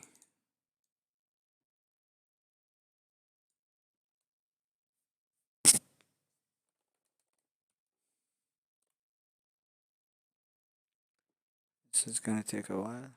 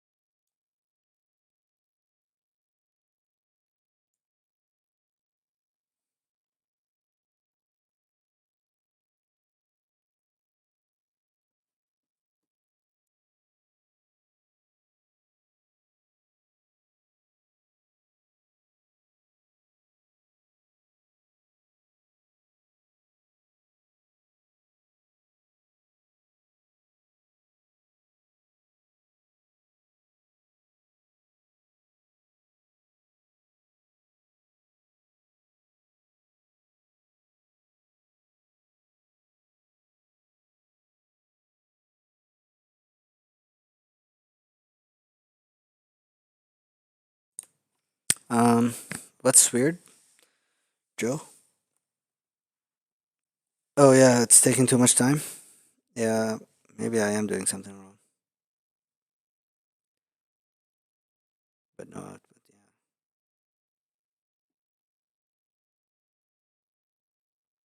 So if it was an infinite recursion somehow, the memory should jump.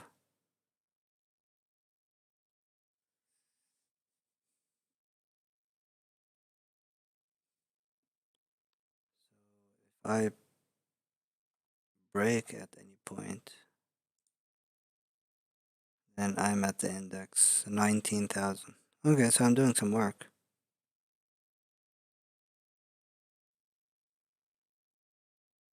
Oh, did you remove the CL above? Yeah, yeah, yeah.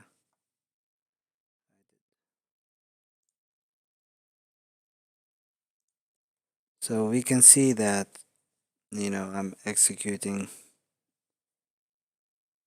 this for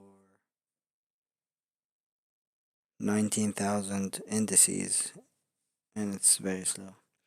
I thought the other CL were still in there. Yeah, they're not. I just want to put the answer at the end.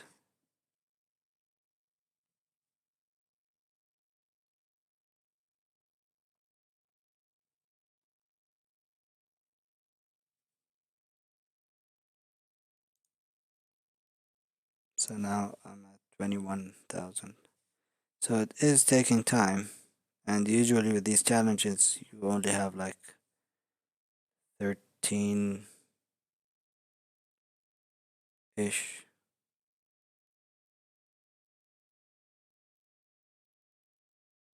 No, 3 seconds, I think. Hmm.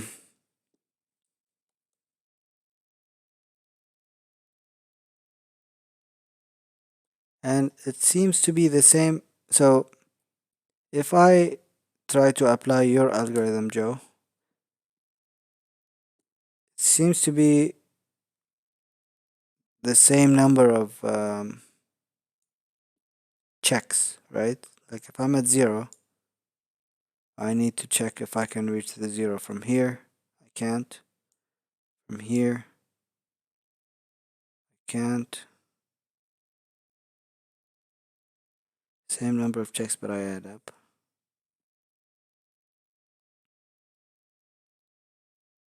Mm-hmm.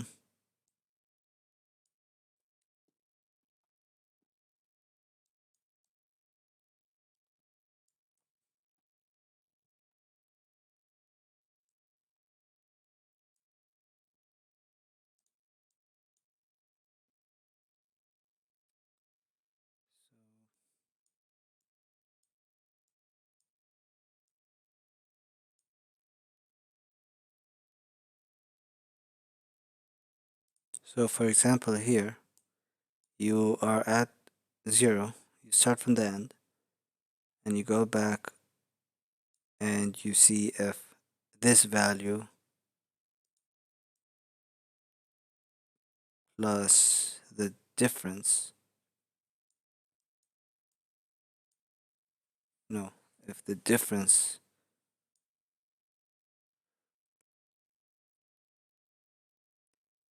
so you're here at the end,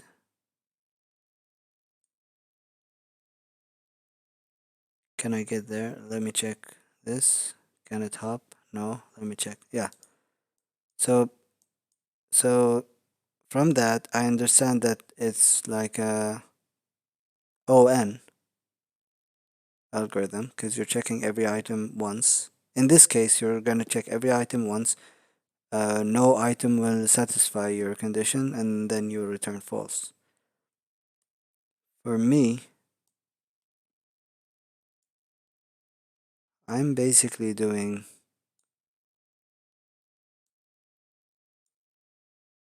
so from here I eliminate 25,000 because I go to 1 and then I go to 1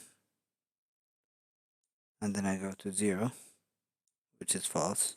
So I eliminated these three numbers and 25,000. Now when I go here,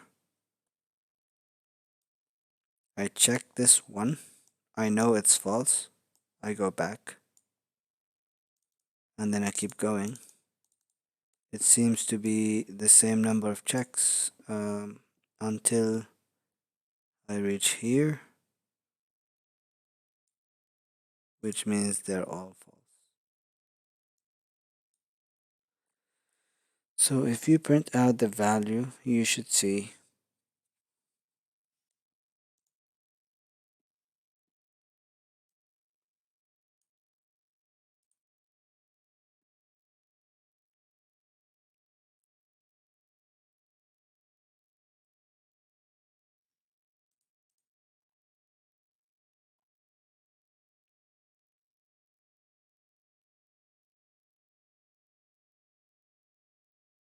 yeah, exactly.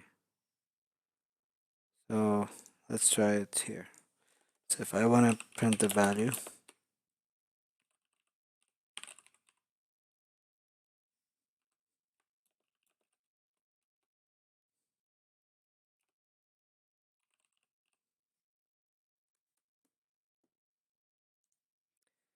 then every other number should hit that value of 1. So you shouldn't see any other values. Oh, and yeah, that's correct. That's my understanding as well. So let's we run it. So the first call was 25, and the second call is 1,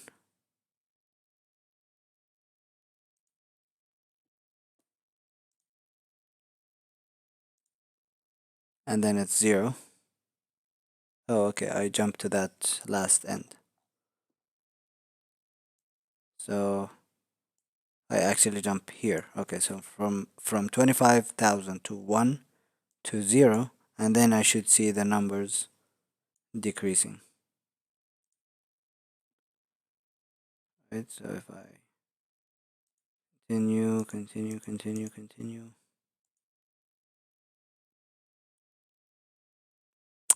This is wrong. Okay. Do you ever add nums 25,000 to impulse? Yeah, I do. Because,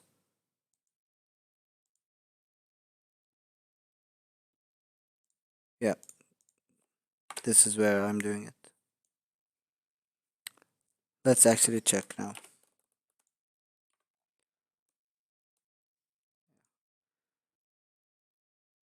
So I'm here.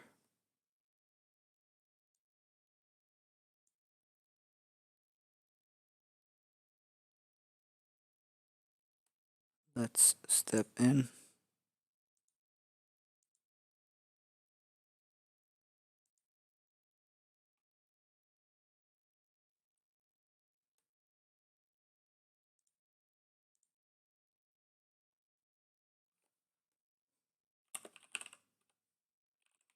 Can I do this?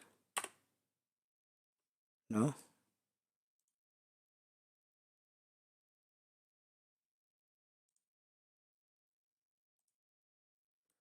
You add it after you've checked it many times though, right? Um,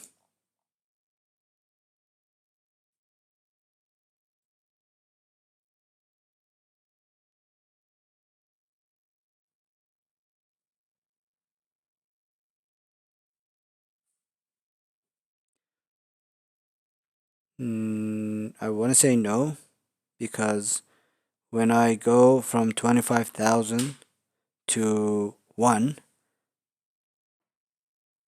you only add to impossible indices if the item is 0, not if it leads to a 0. Well, if it leads to a 0, then I add it here.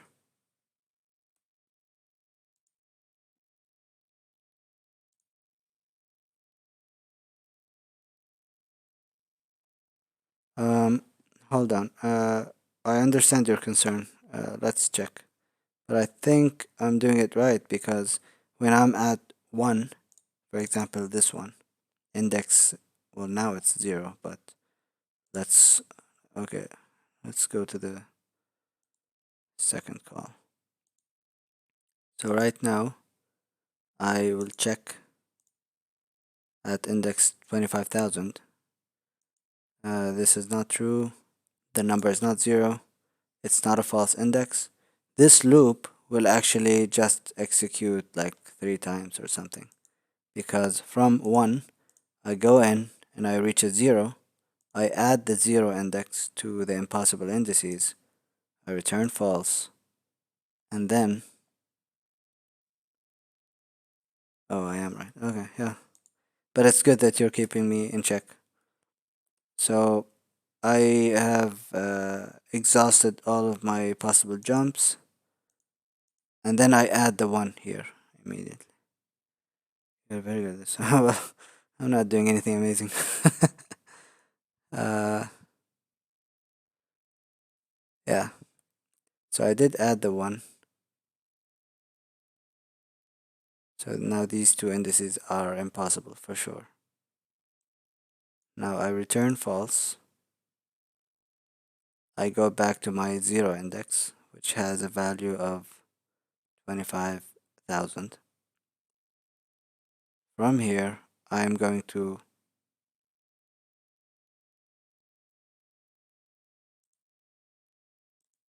yeah, that was false. So now I will make the second possible jump, 24,999. So from here, I should reach the,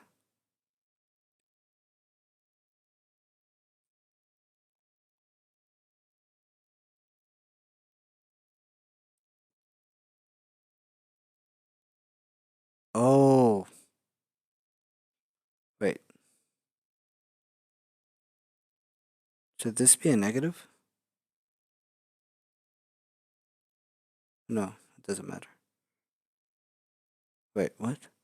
So I'm at 24,999. That doesn't sound right.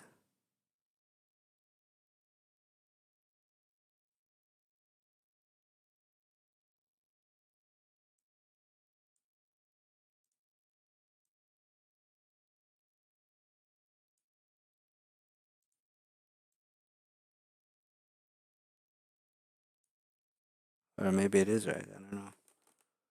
I think I'm doing something wrong here. Did you expect to be at 25? Um, yeah, I did.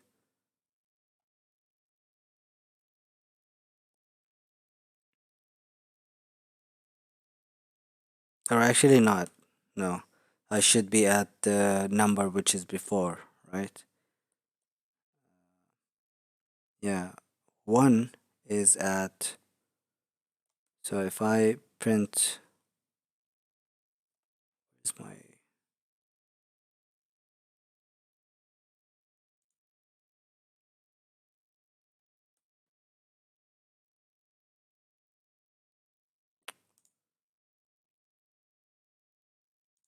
doesn't matter.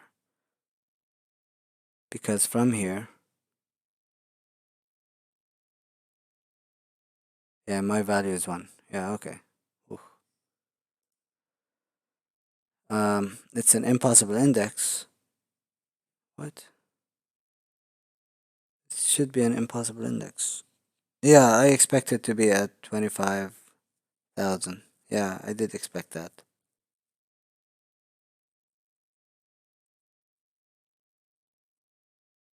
So, if I go back to this call,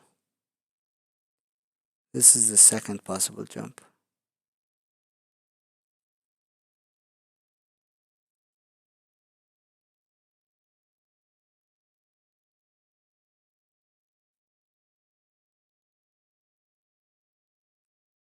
Oh, I see what I'm doing. Okay, it took me a while to understand what I'm doing. So, basically,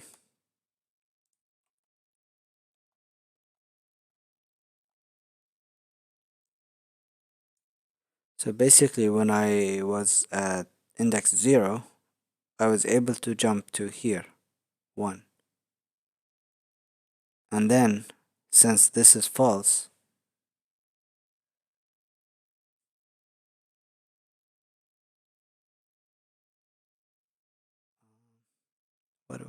what do I want to do?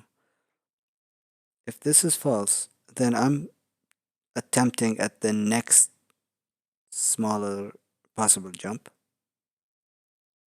which would lead me here,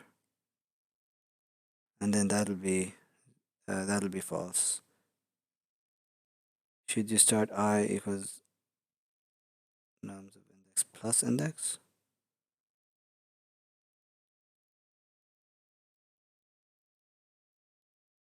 Uh,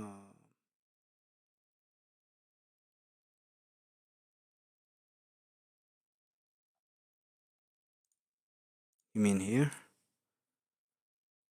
Well, I'm already attempting the index here, so I think that'll result in the same thing, maybe, because I'm not just yeah. Okay.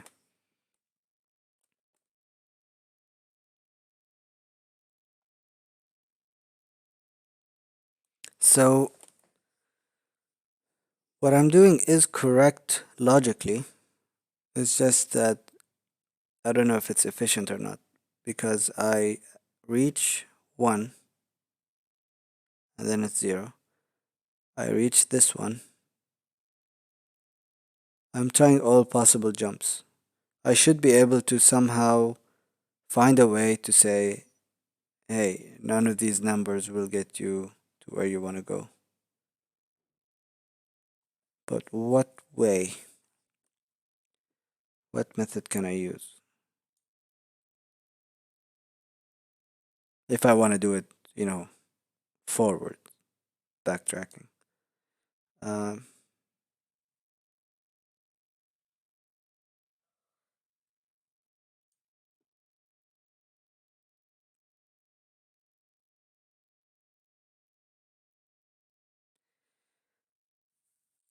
Man, it's been 2.5 hours.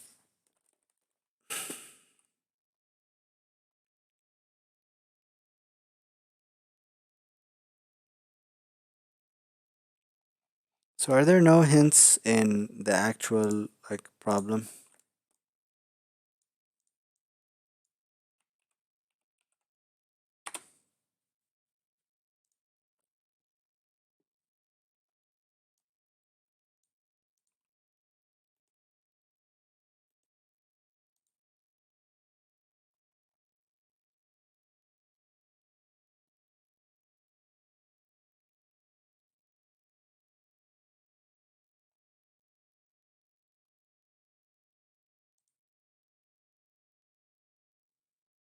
Are there hints? No, I don't want the solution. Or does the solution go over simple solutions? Oh no, this is a dynamic problem question, a programming question. Ah,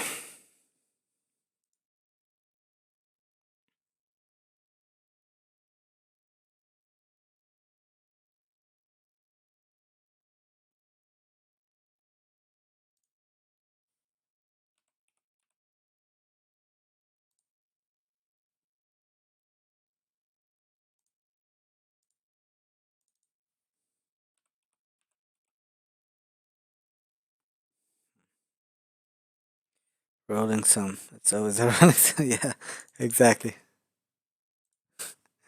Just throw a rolling sum in there and it'll help you.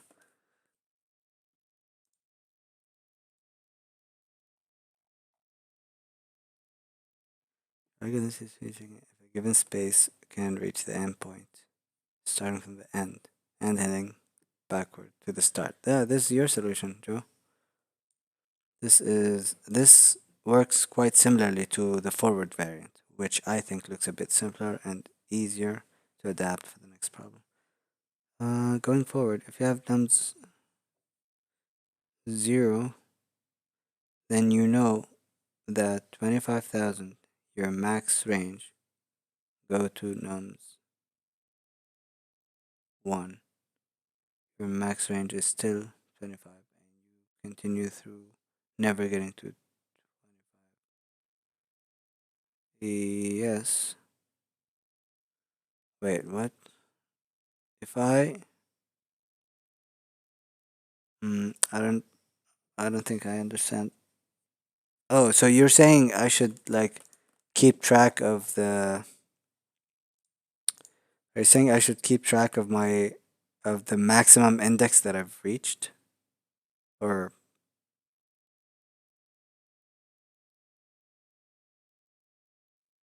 wait, I don't think I understand what you're saying. The max index you can reach, yes, is 25,000. Because the value here is 25,000. And I can jump. I ask if I can jump to 25,000. If I can reach the end, I can't. Nums of 0 is greater than or equal to 25,000.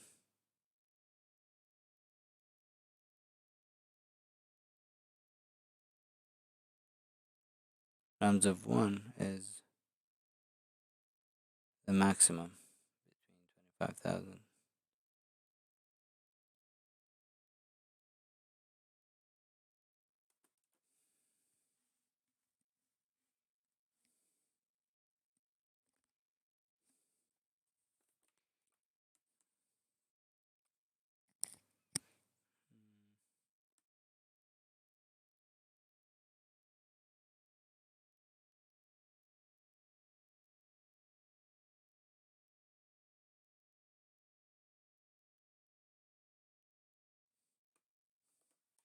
Let's take a simpler solution or a simpler input so that I try to see what you're trying to say. So let's say I am at, so the first number I have is 8, and then there's for example, 10 here, and then there are like a bunch of zeros, and then a 1.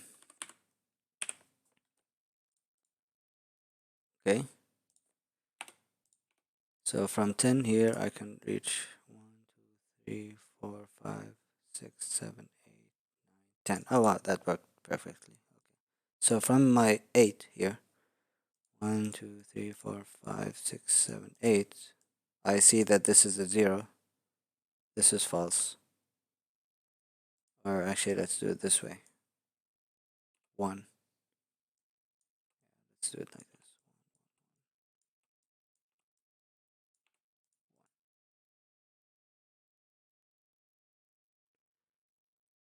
You don't have to look at nums of range.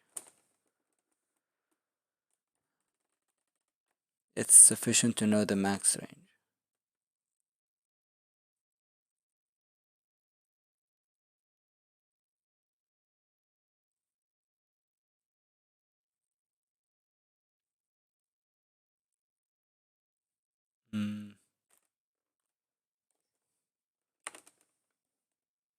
Nums of 0 range is 8 plus 0. Yes, this is the range,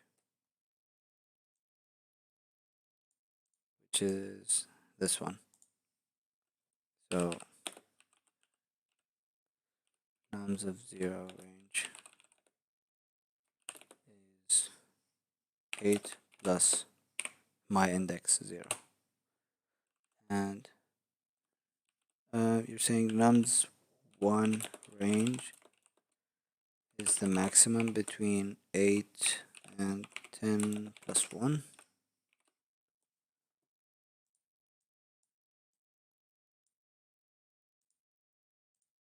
Yes, which means it's 11.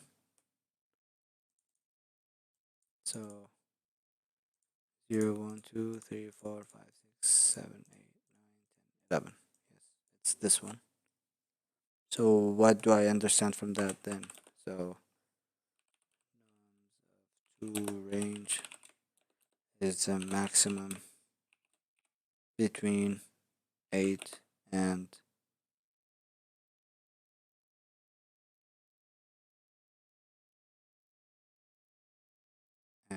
wait, should it be 8 or should I do 11 here? 11 is the new max. Yeah, okay. I was just thinking that. Okay. So from here it's either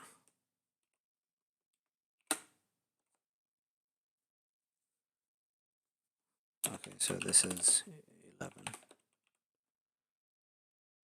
Here I'm guessing it's the maximum of 0 and 8 plus 0, which means it's an 8. You have to remove the 1 from the so 11 is the new max. Nums of 2 is 11.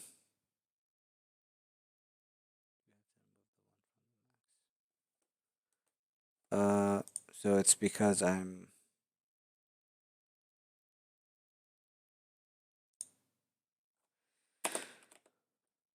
so this should be no.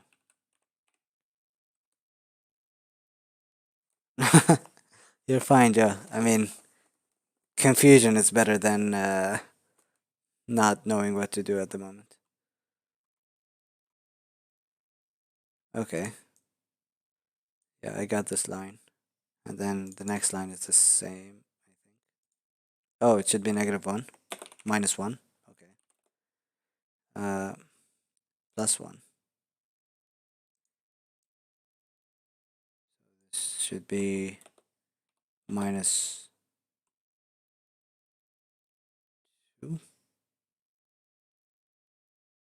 But why is it 1 here, though? Is it like the difference between the value and the index?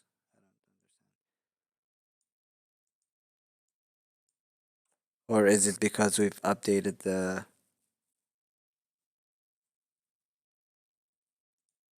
Because this seems to be increasing. You always -1 from the max when you move to the next index. Okay, okay. So just to be consistent, my max starts from 0 and then I just ask what's the max. It's 8.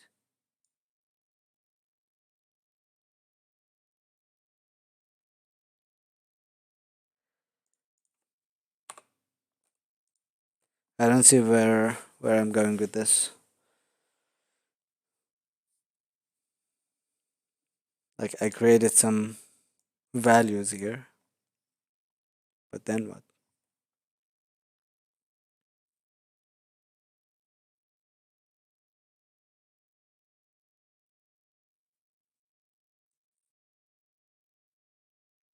Keep going through the list.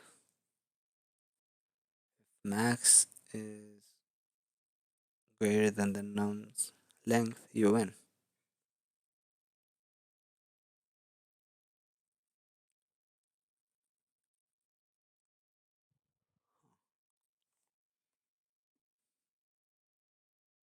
Does it work if it's like... I'll try it now, but does it work if it's like this?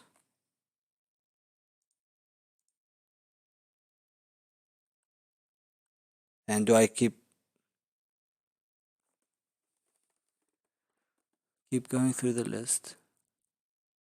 And then max plus index is... oh, okay. If the max plus index is greater than the nums dot length. Yes, but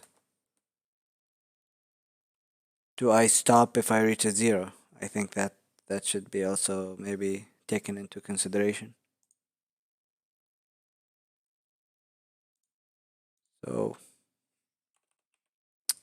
my max starts at let's say 0.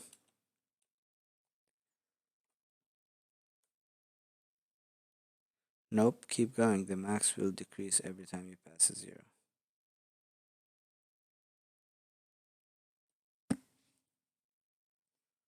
Okay, let me try it out and then maybe I can understand you fully. I mean, understand the solution because there's some like crazy math going on. So I start at 0. Then I go to the first index.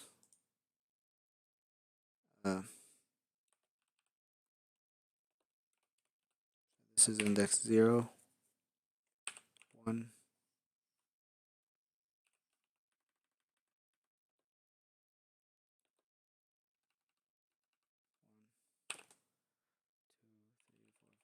7, 8, 9.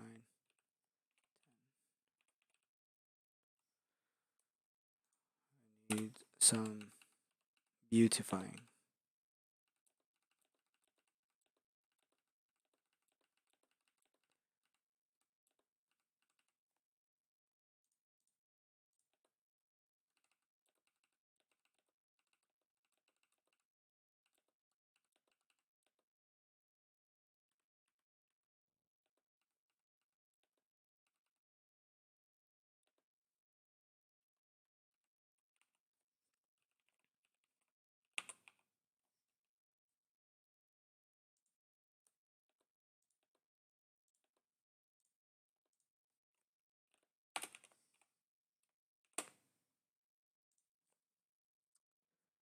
Okay, so every time I have to ask if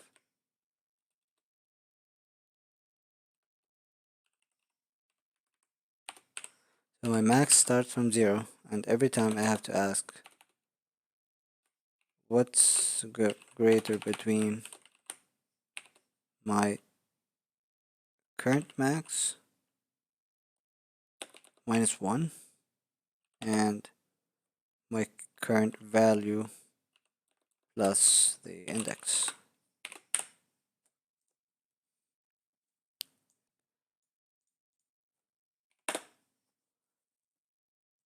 Does this look right? So in the beginning here, I'm at index 0.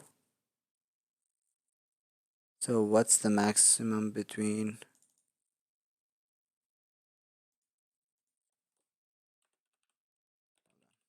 just write my values as well.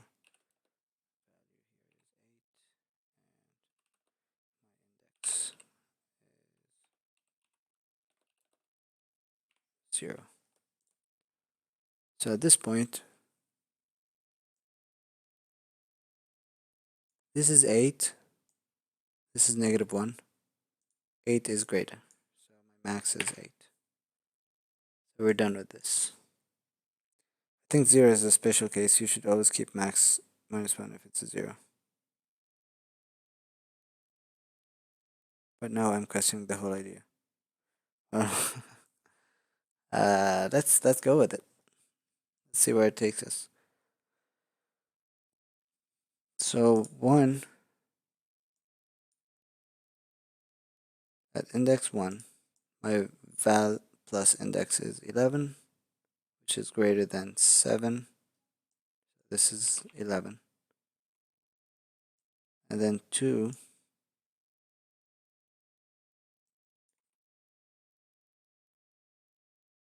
gonna write it every time. So at 2 we are comparing 3 and 10.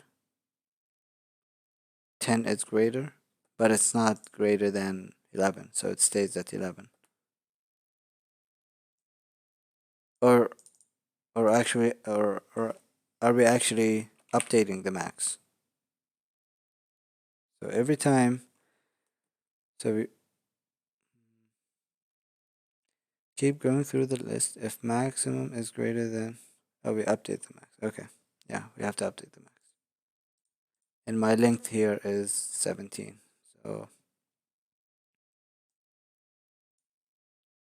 the max represents how many steps you can still take. Okay, okay. Yeah. Yeah, makes sense.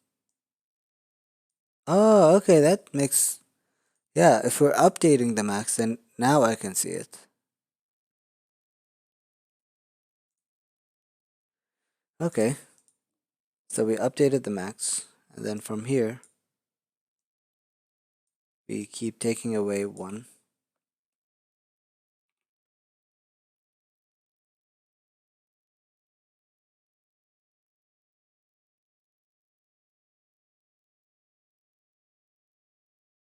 Oh, wow. Okay, I totally understand the idea now.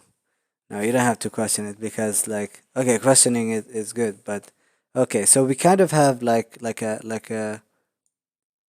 a maximum, amount in your bag, right? Like you have a bag of steps that you can take, right? So here's like your steps, and then every time you take a step, you take away one of your steps in your bag of steps, like your, I don't know what you call it, like a bank of steps. You take one, and if you've reached a greater number, then then you recharge your steps basically, and then you keep going. And every time you hit a zero, that's fine because you still have steps in the bank. Yes, okay, okay, I understand. I understand the idea now. Okay, makes sense. And then we know that if we ran into enough number of zeros, then uh, my our steps basically they die, and then we can't reach anymore. And if my max reached zero, so basically, yeah, we don't have to go through the through the whole list because I have to check whether or not my max reaches zero. That means I've run out of steps. Otherwise, if I've reached the end, then I made it.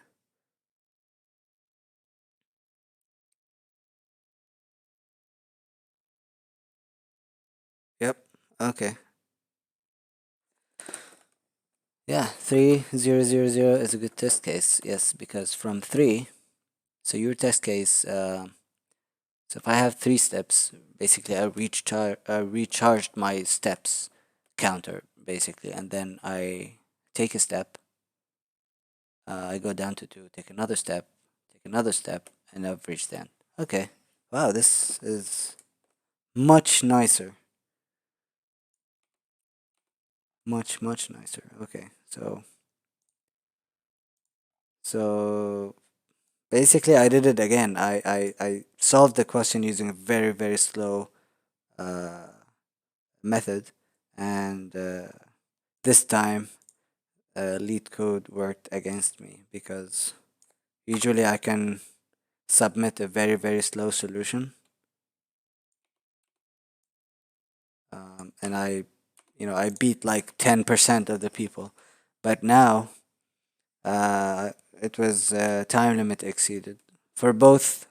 For the past two problems, basically, I couldn't submit like the solution that makes sense logically without some crazy math. But now with this crazy math that for once, I understand it. Uh, it's a nice change of mindset. I'm still surprised that that one was too slow. The big O seemed good to me. Yeah, the problem is that I'm uh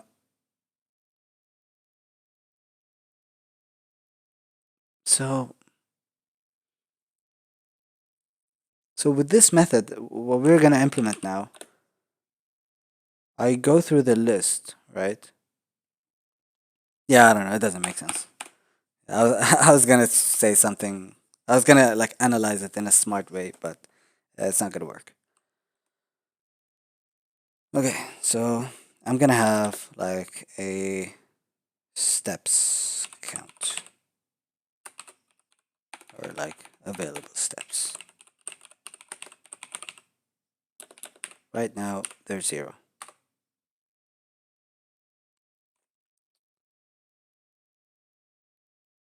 Or right now they are, let's say, nums of 0. Can we have an empty array? Non-negative integers, your initial.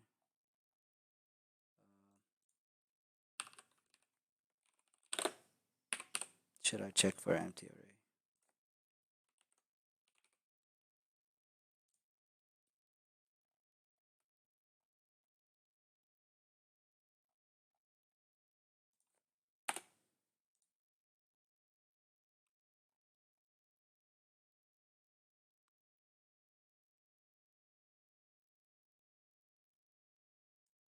What's this? I think they're not expecting an empty array. Okay, fine. So my available steps will be the first kind of available value. Let's start from 1. That's a cool way of testing if they check for that. Yeah, sometimes it works.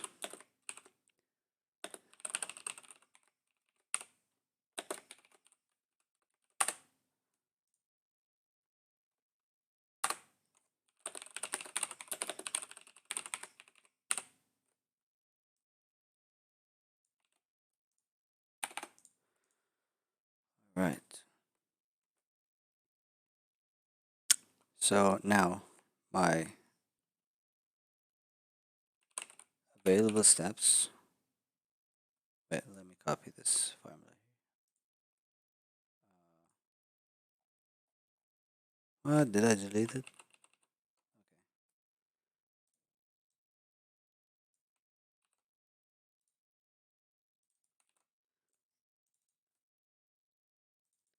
So basically, my available steps will be either my steps -1 or nums of I plus I.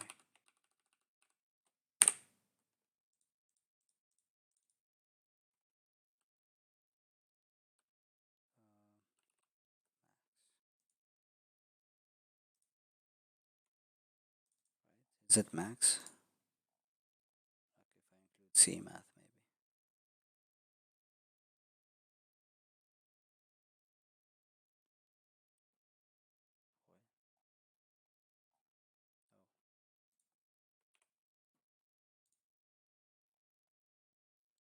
That plus I is weird to me now.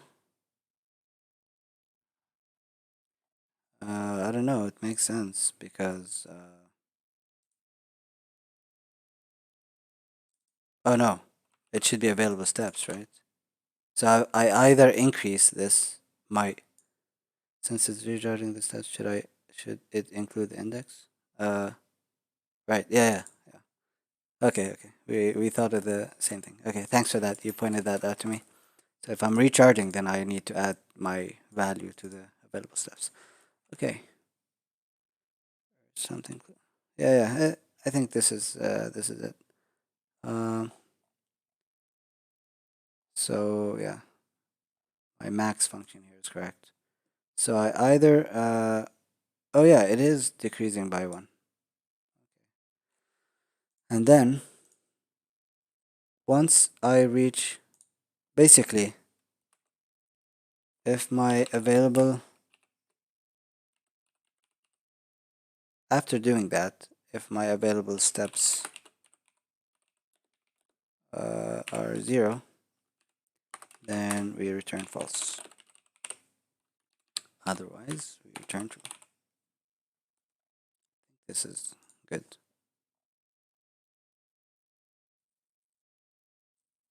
True. True. Okay, let's try the test cases that you suggested. Try more than one. 0, 1. And let's try this.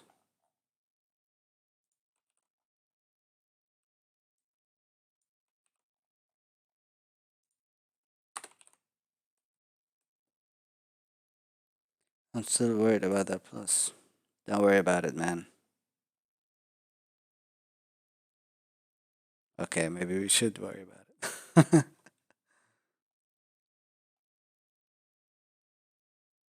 uh,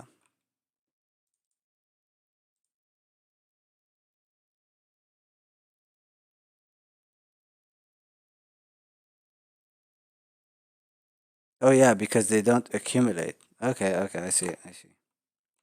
So maybe if I understand correctly, they don't accumulate. I restart my steps at this point, right? So this basically means that I've reached this value without reaching any previous zero that will stop me from not being able to reach this value. But since I reached it, now I should start a new kind of path discovery if I can reach the end. I think that's what you were trying to explain to me, but I didn't get it before. Yeah.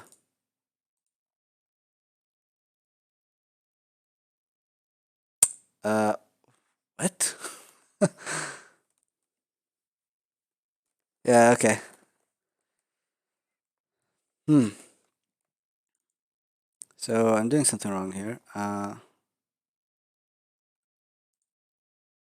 maybe I should debug it since I already failed the challenge.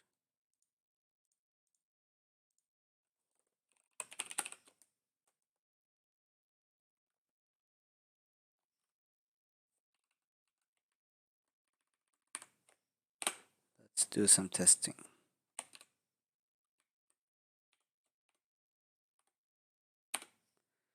Because you start at 1. Well, I I already assign. I already take the first value. So hold on. So this should be 3, and then here I should say if it's 3 minus 1, it's 2.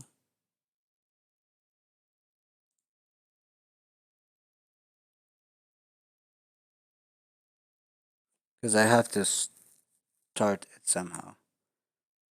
Try the example 0, 1. Yeah, I did. And it's true. Oh, okay. Yeah, makes sense. Oh, because it can be 0. Yeah, you're right. I missed that. You're right. So I should keep this at 0, and I should start from 0 here. Makes sense. Oops. Um. Hmm. Okay, except for this one.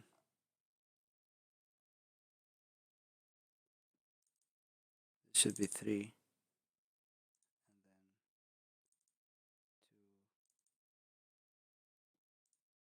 Oh, but I should. Oh, I should check only for the second to last.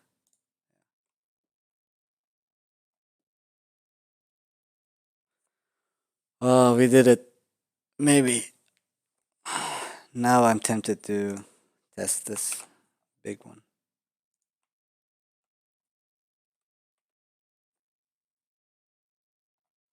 Yeah, don't get too excited. Still, I shouldn't at least.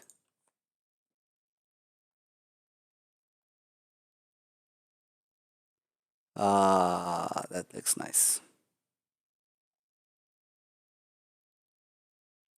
All right, moment of truth.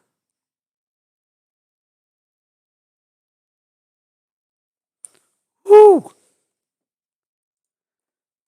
Oh, we did it, Joe. Thanks. Thanks for your help. And I beat 91% of CPP submissions. That's nice. I'm tempted to. I want to check out the solutions, but I'm tempted to just like increase the speed somehow if I can. Um, I don't think I'm doing anything. Yeah, I want to test, like, if I use the ternary operator for assignment, is it better than, like, doing the max, calling the max function? I don't know if that's like faster or not. Let's try it. So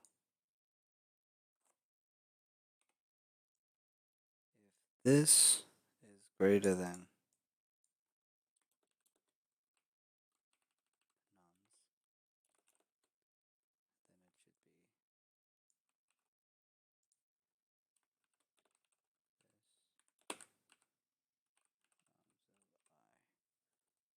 I don't know if this is, because I'm calling a function every time. This should be maybe faster. Here, do I need I? And I'm not using I, so maybe I may be able to get away with num and nums.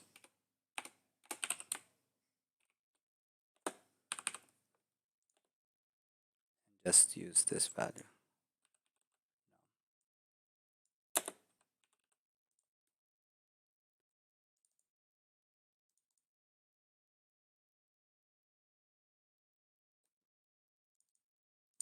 I don't need to allocate this.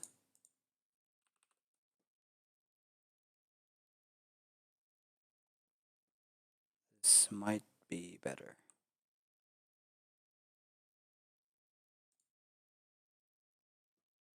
Watch it fail. Oh, what? I shouldn't have done that. Oh man, I thought I was doing something smart. Okay, screw that.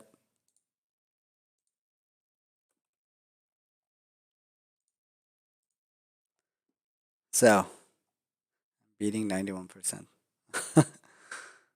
Yeah, that was funny. Right. So, what's this solution? Oh, okay. Man, I did think about doing this, but I thought this is like an extra step. Like instead of comparing, I just minus and then uh, yeah, it's basically the same solution. And in here, oh yeah, they use this thing. This thing basically turns off like input, like standard input output stuff like that. Maybe I don't know, but this is smart. Like in C++, if you add this to the beginning, it can actually decrease the time. Well, it's uh, it's not cheating if it's available.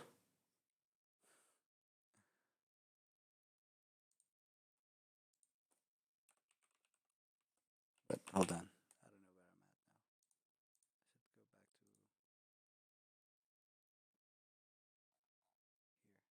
I'm at now. Yeah,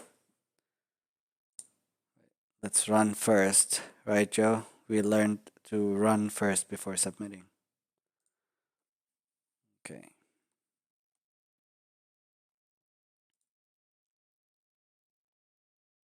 Look at that. Look at that. I'm beating 99.6% of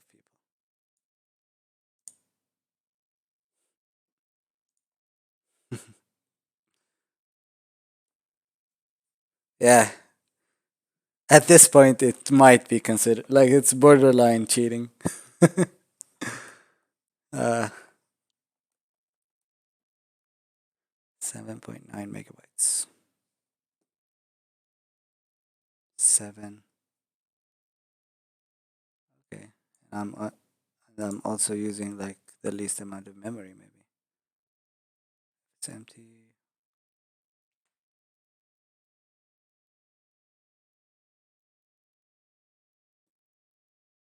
What? Okay, so these guys are attempting to submit like the least memory solution.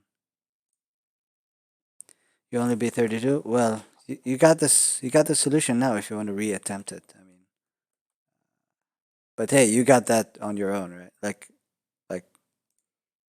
you know what I mean. Like you thought of that algorithm at least, and you got it working. My algorithm didn't work, which sucked. But hey, this is programming challenges. What can you do? So, Joe, in a couple of hours, a new problem is gonna appear. Are you gonna stay for that? Oh no. Oh wait, it's probably like 1 a.m. right now. Yeah, you can't do that. You have to go to bed, I think.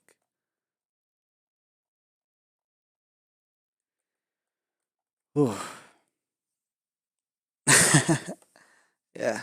So what do you think of the stream, man? You like the layout? I don't know, like the I'm thinking of designing like an overlay that'll show my screen and oh, thank you. Thank you. Uh I also like you can notice that I was inspired by you. Like I put the chat here and I'm thinking somehow like in the bottom I will write uh like you know how they do it in Twitch streaming like they put the new follower and donations and tips and stuff like that. So I'm thinking to put that here in the bottom. And to the side here, there'll be the chat. Watch your other video in Arabic, and it was really cool. Between the coding and the words that I did understand, I was able to follow. Oh, okay, that's cool. Well, you know, when you get into software development, you have to kind of like use all of these English words. Like, uh, it's it might be to the fact that due to the fact that my university education was in English, so I naturally use some English words. I know that I've watched some Arabic content from. Oh, thank you. I'm flattered. Yeah, I try to get my English to be better every time I can, because it's important these days to have a good English language. Like especially in my field, software engineering. That's you have to have a good English language. Plus, I'm fortunate to live in a country where English is a very important language, and we learn it from when we are young. So uh, that's also like you will find a very big percentage of people in the UAE who know English just because English might be the most language used here.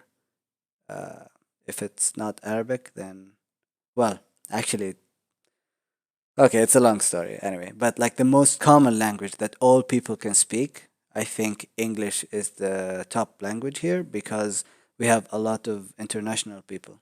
So it's natural for us to kind of uh, have English language.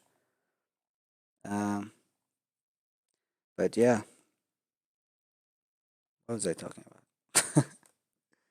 Oh yeah, you were able to understand the language? Yeah, because I ended up changing chat, so it disappears after a few seconds again. I like it sticking around, but I got some awkward comments today. Uh oh, like like not appropriate, inappropriate comments. You mean? Yeah, I was thinking of whether or not I should keep the comments.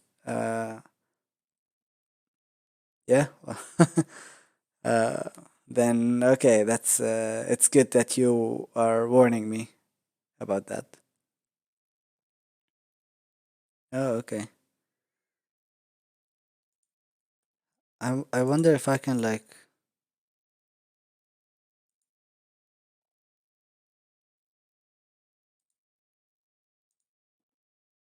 can I manually hide any answer I want? This one, for example. Oh, okay. I can remove hide user, put user in timeout. Try removing. Which comment am I removing? This is not clear. couldn't figure out how to block it. For some reason, I didn't have chat screen today.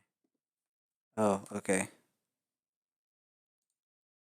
You mean this chat screen inside the Streamlabs? I think maybe you needed to click on this arrow maybe to open it up. I don't know if this was visible. Yeah, maybe that. Or maybe like I found out that there is this layout editor menu. And in here you can have like actually never mind. This is not related to chats.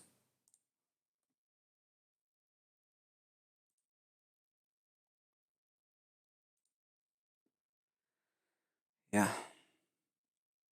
So I'm hopefully gonna improve the stream in the next couple of days and officially launch my channel within a week, hopefully. I don't know. I'm hoping for that.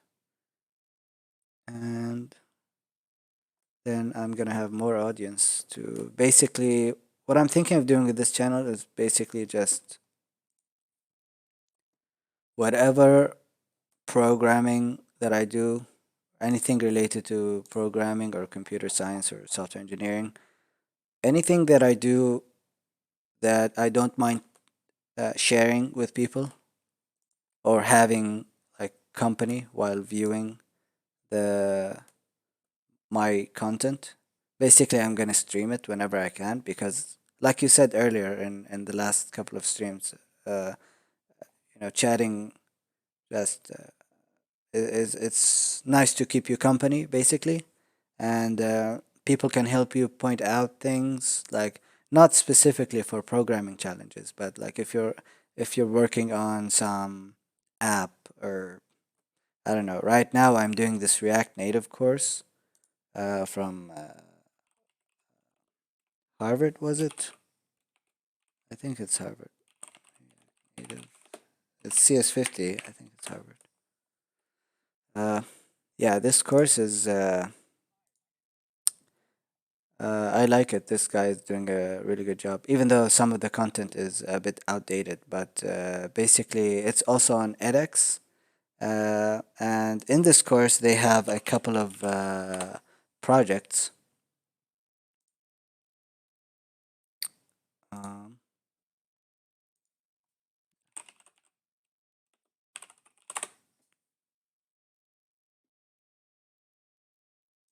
yep, this one. So they do have a couple of a couple of projects. Basically, I'm at this class right now where I was introduced to React Native, and basically we have to make like a Pomodoro clock uh, project, and I'm thinking of streaming that while I work on it because people can point out things, can help you debug things, and I hadn't seen anything like that on YouTube. Yeah, well, you mean what I talked about so far? Like people usually do that on Twitch, if that's what you mean. Um, and yeah, I agree. Actually, I think most like programming. Oh, okay, the course. Yeah. Trying to remember where I saw this. I was I was thinking of like learning React Native, and I was thinking, oh, okay, I remember. There was like a Medium article. Uh,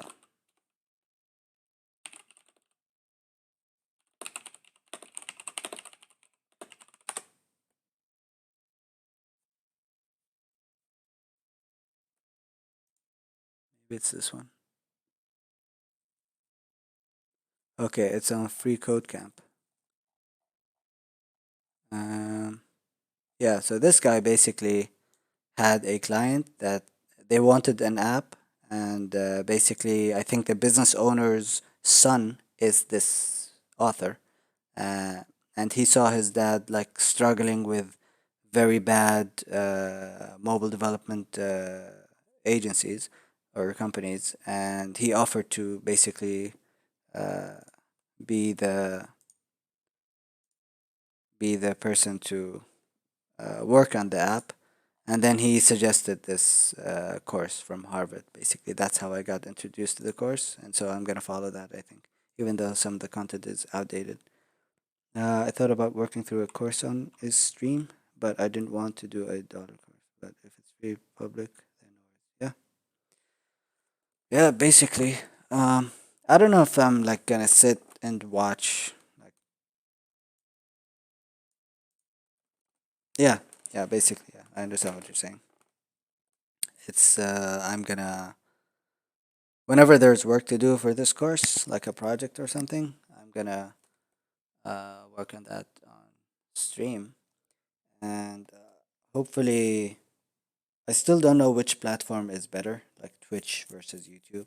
What I like about YouTube is that if I somehow decide to do a recorded video rather than a stream, then I have the same sort of channel for my audience, for my followers. And also, I mean, at this point, they're basically the same thing. Like YouTube Live and Twitch are the same thing, and yeah, and I don't like if someone who I follow is not live, I am not very motivated to go back to a video or to a recorded video and watch it. Like Twitch to me feels better. Like I have a better experience using Twitch when it's live, when I'm watching something live, when I see the chat and things like that. So to combine sort of between these two, I'm gonna just use YouTube for the time being, build my audience here, uh, and for once, this notification actually makes sense. You know, like how some channels bug you by saying, turn on the notifications. Uh, um, yeah, you're right, but basically, I th- okay. What I like about Twitch is that I can just go specifically to basic programming. If I go to Twitch and if I go to um not Jackbox, if I go to basic programming, then I can immediately see who's streaming programming.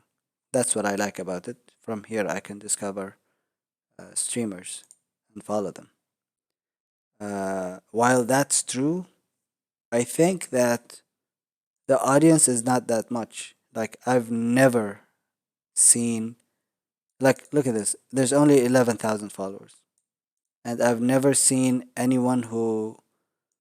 channel who has more than, like, I don't know, 15, 20 viewers. Except when there's like during this time there are some courses that are taking place on Twitch, and with the exception of that, like when they have 30, 40, 50 people watching, I always see the number of viewers is very low. Plus, it's very hard for me to find English creators. Like it's always like non-English speaking for some reason. I don't know why. So I think for my audience, the Arabic audience, uh, if I want to stream something and I'm gonna advertise about myself, I think YouTube will be more appealing because basically it's all the functionality of Twitch, the important ones at least, is available on YouTube. So I can just stream on YouTube, and then whenever I decide to put a video, like I said, I can just put a video and what was I gonna say? Oh yeah, the point about notifications. You know how like I almost never turn on notifications, but for example, like your channel, I put notifications. That's why I'm able to chat with you as soon as you. Oh, okay. Some employers block Twitch. Okay, that's. Oh, hold on. I have a phone call. Sorry. Be right back.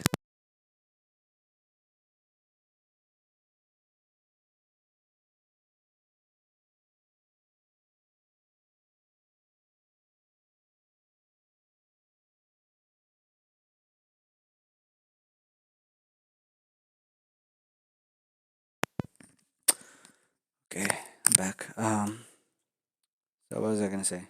Yeah, so I'm able to like go on your stream almost every time because I have notifications turned on. But for normal channels, I don't see any value for me to turn on notifications because I'm just gonna see their video in my subscription feed. And some people are complaining that videos do not appear, the algorithm is working against them, blah blah blah. But for me, I was able to find every video that I want. Maybe because I'm not subscribed to that many channels, so I can easily find them. I don't know. But basically, for anyone who is streaming online, like for example yourself, is they have a very good they have a very good case to make for turning on notifications because the fun of watching a stream is when you're there with the streamer chatting with them. So I find that to be appealing on YouTube. And basically, if I can get them to turn on the notifications, my future audience, and join me whenever I go on a stream, I think that it's good for me because when I put a recorded video, they will also be notified. So yeah, that all makes sense to me. I think I'm seeing with YouTube, yeah. And for you, it's even a better case because you already have the audience. So that's good. That's like I think you mentioned that before. It's a clear cut case that for you you should go with YouTube. But for me, starting out between YouTube and Twitch, um, I don't know what's better, but I think I'm gonna go with YouTube for the time being. Um, Plus, I think like I have a couple of places where I can advertise about the launch of my channel, and I can get them like initial followers, and then hopefully like word of mouth. Uh, Through word of mouth, it's gonna be appealing maybe because there are not that many Arab Arab speaking streamers who are streaming programming specifically. Yeah. There's not that many. So, and also, I want to give a shout out to a guy. Um, Hold on, let me look up his name. Sorry,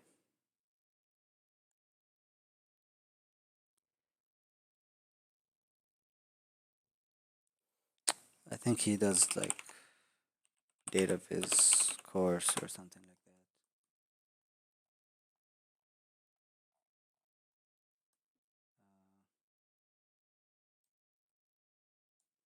I forget his name. Visualization D3. Oh,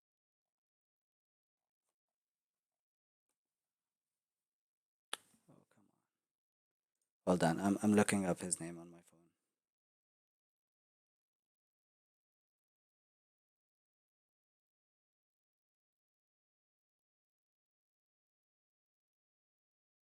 Oh yeah, Curran Killer. I don't know how to pronounce his name. This guy.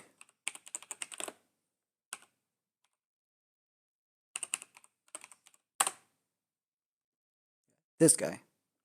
Basically, for the past couple of weeks, he put out some videos for this database course that he's doing. And what I like about him is that,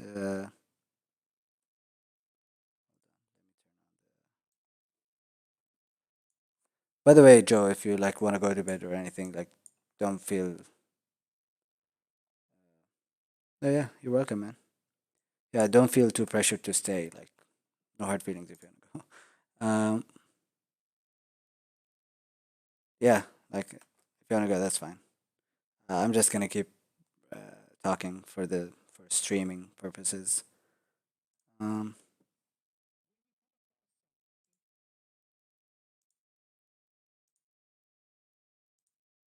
Basically, yeah, man. I hope I wasn't the reason you stayed up until like this moment. You could have gone like at any point you want. But yeah, good night. Thanks for joining me so far. Thanks for the trouble. Yeah, I'm glad that you found it interesting. uh, okay, ciao. See you later. Yeah, and just to continue for streaming purposes, this guy is awesome because he sort of goes through what he wants to achieve, but also goes through the the moments of, I don't know how to explain it, but basically he can, if he has a mistake in, like a small mistake in his work, he will not cut that out. He will actually say, "Oh, okay, I have a mistake here. Let me fix that." Blah blah blah. Even though it's a recorded video, and what I like about that is that it's basically good for, um, if someone is following along the tutorial, it's very easy to make some silly mistake, some easy mistake to make, and this guy actually shows the mistake and shows how to fix it really quickly. It feels more personal. It feels like you're sitting with him, or like it feels like he's streaming even though it's recorded. That's what I like about this guy. And this guy is also one of the inspirations for me to actually start streaming as opposed to recording videos. Yeah, so shout out to Curran. How to pronounce his full name.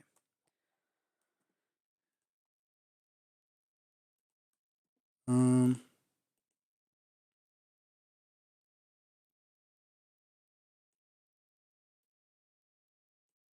so yeah,